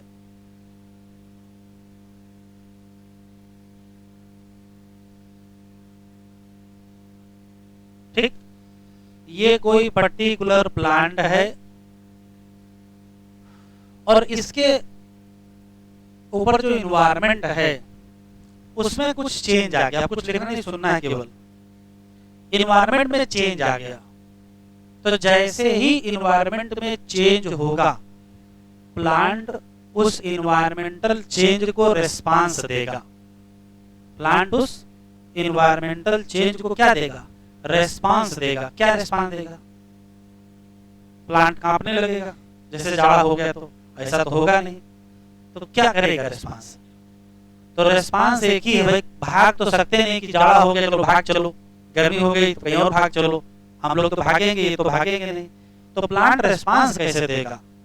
और बोल सकता नहीं कि हाँ जाड़ा ज्यादा लग रहा है, तो कुछ तो करेगा। तो करेगा, देखिएगा क्या, प्लांट अपनी बॉडी का स्ट्रक्चर चेंज करेगा और कहेगा ऐसा कुछ स्ट्रक्चर बनाओ जिससे इस इन्वायरमेंटल कंडीशन में सरवाइव कर सको। तो यदि इन्वायरमेंट में बदलाव होगा तो प्लांट उसको रिस्पॉन्ड करेगा और अपने स्ट्रक्चर में चेंज करेगा। स्ट्रक्चर बदल लेने की जो योग्यता है या जो प्रोसेस है, उसी का नाम क्या है? प्लास्टिसिटी है। तो प्लांट अपना स्ट्रक्चर बदलेगा, क्या बदल पर? तो कहोगे इन्वायरमेंट बदलने पर। एक और तरीका है, इन्वायरमेंट ना बदले, एज ही बदल जाए, तो ये छोटा पौधा होगा उसका स्ट्रक्चर दूसरा होगा और बड़ा पौधा होगा उसका स्ट्रक्चर दूसरा होगा। अगर एज बदल गई है, फेज बदल गया है, जैसे प्लांट अभी जुवेनाइल फेज में है तो पत्तियां बड़ी बड़ी हो रही होंगी, प्लांट रिप्रोडक्टिव फेज में आया तो फ्लावर निकल आएंगे, पहले फ्लावर नहीं निकले। तो प्लांट की जब एज बदलती है, उसका जब फेज बदलता है, तो भी वो अपना स्ट्रक्चर चेंज करता है। तो किसी भी पौधे का अपना स्ट्रक्चर बदल लेना, क्या बदलने पर? इन्वायरमेंट बदलने पर, या क्या बदलना? फेज बदलने पर। इसी को कहते क्या है? प्लास्टिसिटी। पहला सवाल। अब जब स्ट्रक्चर बदलना होगा तो क्या बदलेंगे? देखो, तो पौधे ने कहा हम अपनी लीफ का शेप बदल देंगे। लीफ का अगर शेप बदल गया तो उसी को कहते क्या है, हेट्रोफिली। हेट्रो का मतलब होता है डिफरेंट शेप, और फिली का मतलब लीफ। तो लीफ के अगर अलग अलग शेप हो जाएं तो उसको हम लोग कहेंगे हेट्रोफिली। एग्जाम्पल से समझ में आएगा, जैसे हरी धनिया जो मार्केट में बिकती है, पत्ती कोरिएंडर, उसका शेप आप लाते होगे, देखते हो कैसा है, लेकिन वो छोटा पौधा हरी धनिया का पौधा होता है, उसकी पत्ती है। हरी धनिया का अगर बड़ा पौधा हो जाए, इतना बड़ा हो जाएगा, उसकी पत्ती का शेप ही बदल जाता है। तो कोरिएंडर की जो लीफ है उसका जुवेनाइल में शेप अलग है और एडल्ट में शेप अलग है। ये क्या है, शेप पत्ती का बदला है तो क्या कहोगे, हेट्रोफिली। लेकिन शेप ही तो बदला है, तो हेट्रोफिली किसका एग्जाम्पल है, प्लास्टिसिटी। फिर देखो एक पौधा है बटर कप, रननकुलस, जब वो हवा में रहता है, मतलब जमीन पे लगा होता है, तो उस पौधे की पत्तियों का शेप अलग होता है। फिर वहां बाढ़ आ जाए, पौधा डूब जाए, तो जब डूब जाएगा तो पानी के अंदर चला जाएगा, तो उसका शेप बदल जाएगा पत्तियों का। तो लीफ का शेप बटर कप में बदला, इसका मतलब हेट्रोफिली भी का बदला। इन्वायरमेंट बदलने पर हवा में कुछ और, पानी में कुछ और कोरिएंडर का, काटन का और लाक्सपर का भी पत्ती का शेप बदला। क्या बदलने पर, क्या बदलने पर, फेज बदलने पर। तो फेज बदलने पर अगर बदलो और चाहे इन्वायरमेंट बदलने पर बदलो, अगर लीफ बदले तो क्या कहोगे, हेट्रोफिली, और बदलने की प्रोसेस का नाम प्लास्टिसिटी। तो हेट्रोफिली किसका एग्जाम्पल है, तो आंसर देंगे प्लास्टिसिटी। फिर से सुन लेते हैं तब लिखिएगा, सारे क्वेश्चन पूछे जा चुके हैं। जैसे ही किसी प्लांट के एनवायरमेंटल कंडीशन बदलती है या उसकी फेज ऑफ लाइफ बदलती है, एनवायरमेंट पौधा उसको रिस्पॉन्ड करता है। क्या करता है, शेप या स्ट्रक्चर चेंज कर लेता है। किसी पौधे का अपना स्ट्रक्चर बदल लेने की जो क्षमता है उसी को कहते क्या है, प्लास्टिसिटी। जैसे काटन का, कोरिएंडर का और लाक्सपर का जो पौधा है, उसकी जो पत्तियां हैं, जब वो छोटा होता मतलब जुवेनाइल में, तो शेप कुछ और होता है, और जब वो एडल्ट होता है तो शेप कुछ और होता है। इस किसका एग्जाम्पल देखोगे, प्लास्टिसिटी। किसके चक्कर में भी है, फेज बदलने के चक्कर में है। बटर कप का पौधा जब हवा में लगा होता है, पत्तियों का शेप कुछ और होता है, और जब पानी में लगा होता है तो शेप कुछ और होता है। तो ये भी किसका एग्जाम्पल है, हेट्रोफिली। हेट्रोफिल प्लास्टिसिटी। अब हेट्रोफिली क्या है, तो सिर्फ पत्तियों का शेप अगर बदले तो उसी को हम लोग क्या कहते हैं, हेट्रोफिली। तो हेट्रोफिली किसका एग्जाम्पल है, तो आंसर क्या देंगे, प्लास्टिसिटी का। हम जैसे लिख रहे हैं आप वैसे लिखेंगे।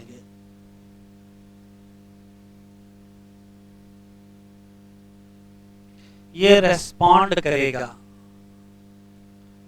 किसको, change in environment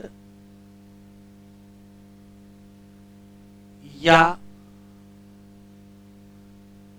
change in life phase. क्या रिस्पॉन्ड देगा, तो रिस्पांस में ये चेंज कर लेगा।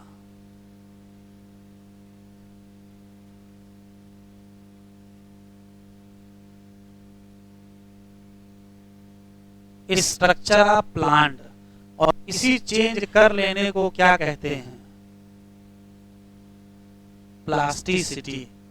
Plasticity is ability of plant to alter या change its structure in response of change in environment या change in phase of life.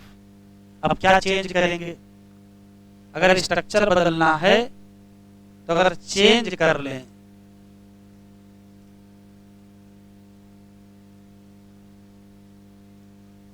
Shape of leaves, तो उसी को क्या कहते हैं,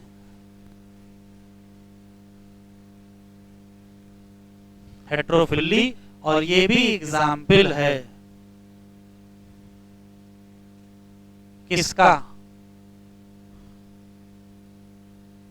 प्लास्टिसिटी का। अब हेट्रोफिली देख लेते हैं।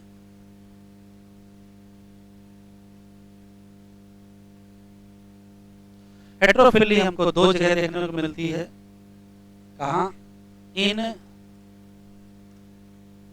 Cotton,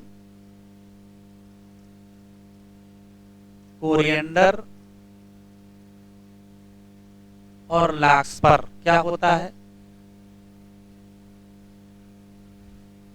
shape of leaf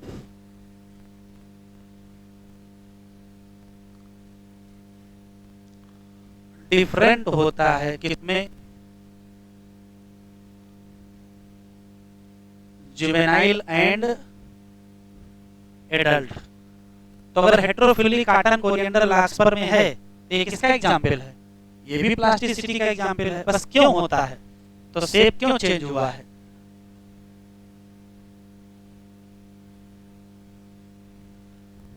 change in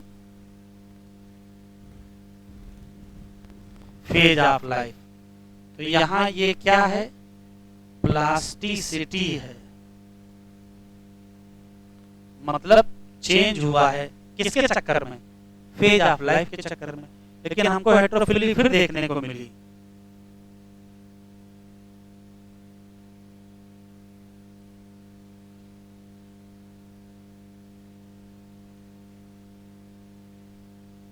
butter cup, यहां भी वही कहानी है।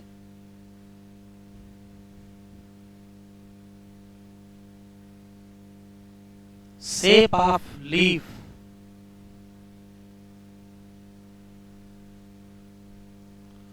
डिफरेंट है किसमें? Air and aquatic condition. इसका मतलब यहां भी क्या है? हेटेरोफिली या प्लास्टिसिटी। बस ये प्लास्टिसिटी क्यों हुई है? ड्यू टू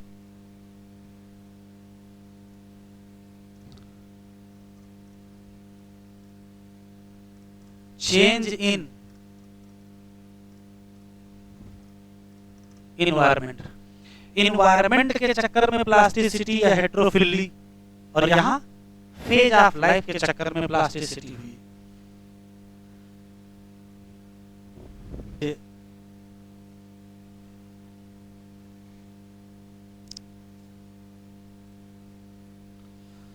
चलो भाई डिफरेंशिएट कर लिया जाए। सेल कहां से आई?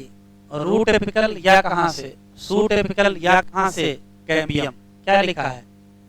डिफरेंशिएट तो क्या हो जाएंगे? मैच्योर। और क्यों हो जाएंगे? Specific function.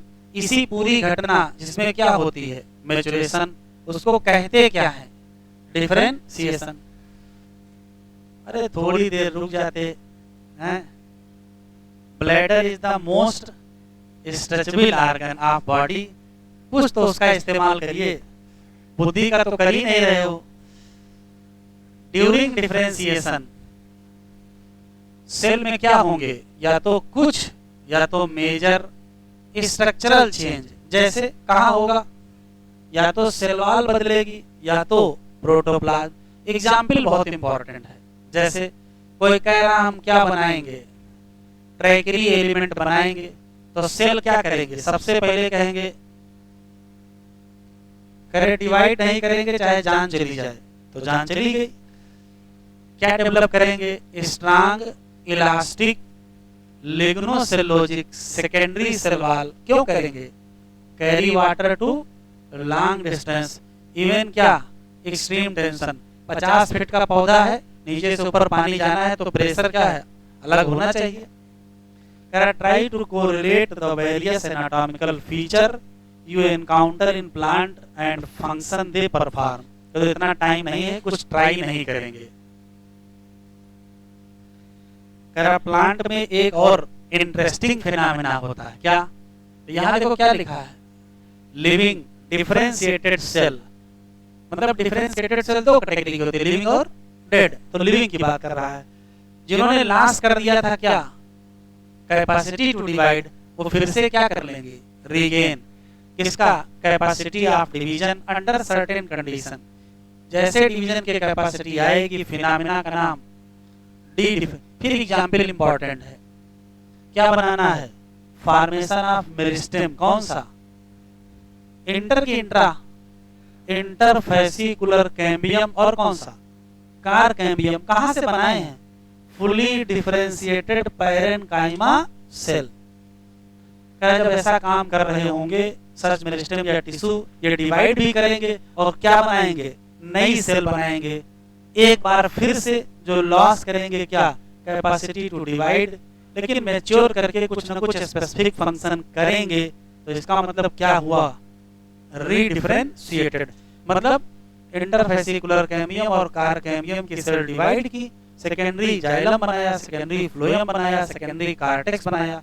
ये क्या हुआ, रीडिफरेंशिएशन।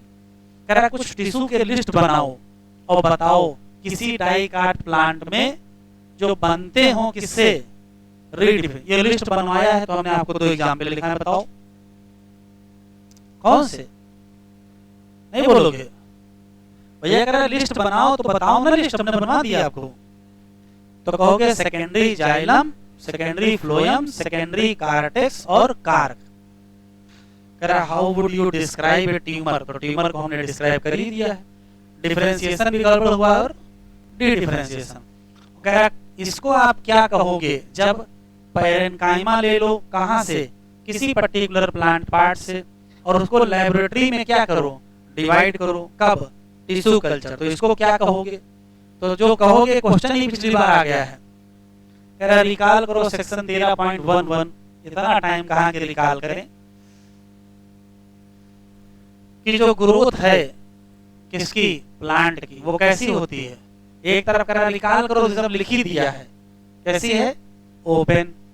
कैसी हो सकती है, कभी कभार डिटर्मिनेट। अब हम कह रहे हैं डिफरेंशिएशन कैसी होती है, तो फिर से कहोगे ओपन।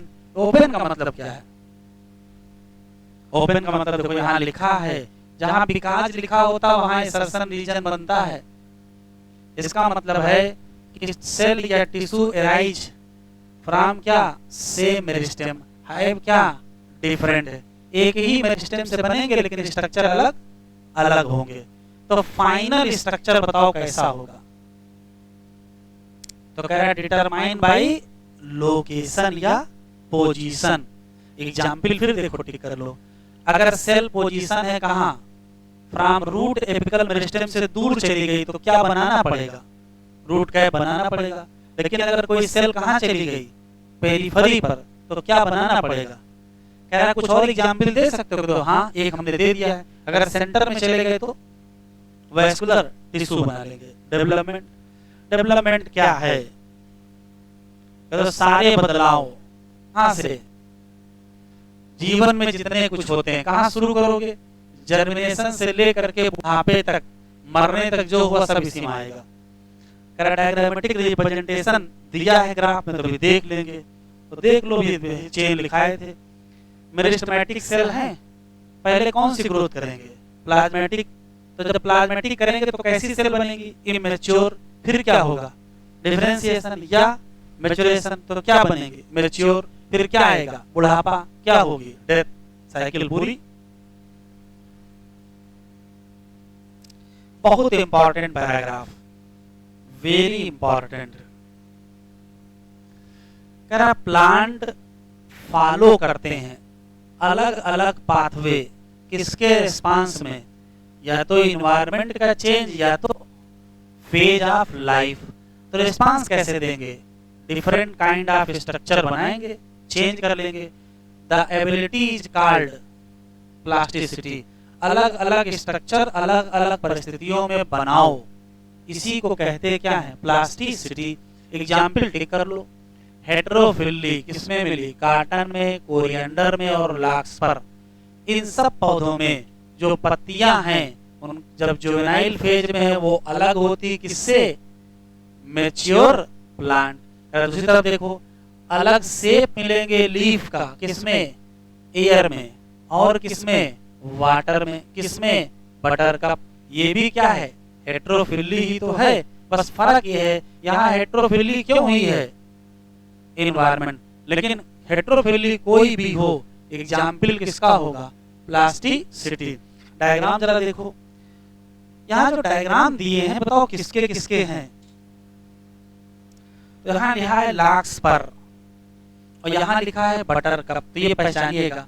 अगर क्वेश्चन ये लीफ आपको दे दे और कहे ये क्या है, ऑप्शन सुने, adult of cotton, adult leaf of coriander और एडल्ट लीफ ऑफ लार्कस्पर, तो किसकी है?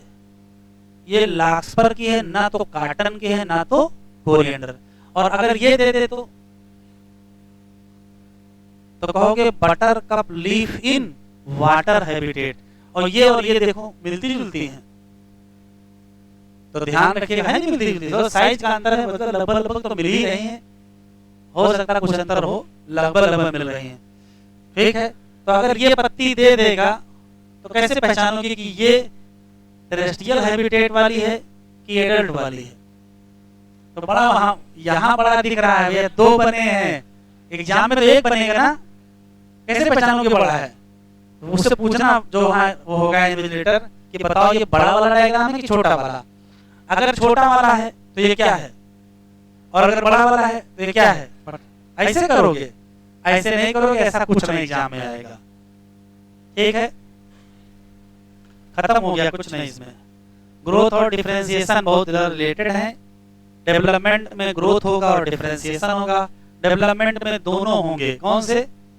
एक्सट्रिंसिक और इंट्रिंसिक, ये लिखा है। और अगर अंदर के फैक्टर की बात करें तो जेनेटिक या इंटरसेलुलर फैक्टर की बात करें, इसमें प्लांट ग्रोथ रेगुलेटर भी आएंगे और बाद में लाइट वगैरह भी आएगा। इस पैराग्राफ में कुछ खास नहीं है। अगला लेक्चर बहुत इंपॉर्टेंट है, क्या पढ़ाएंगे? Plant growth regulator. जाओ भैया जाओ, भागो।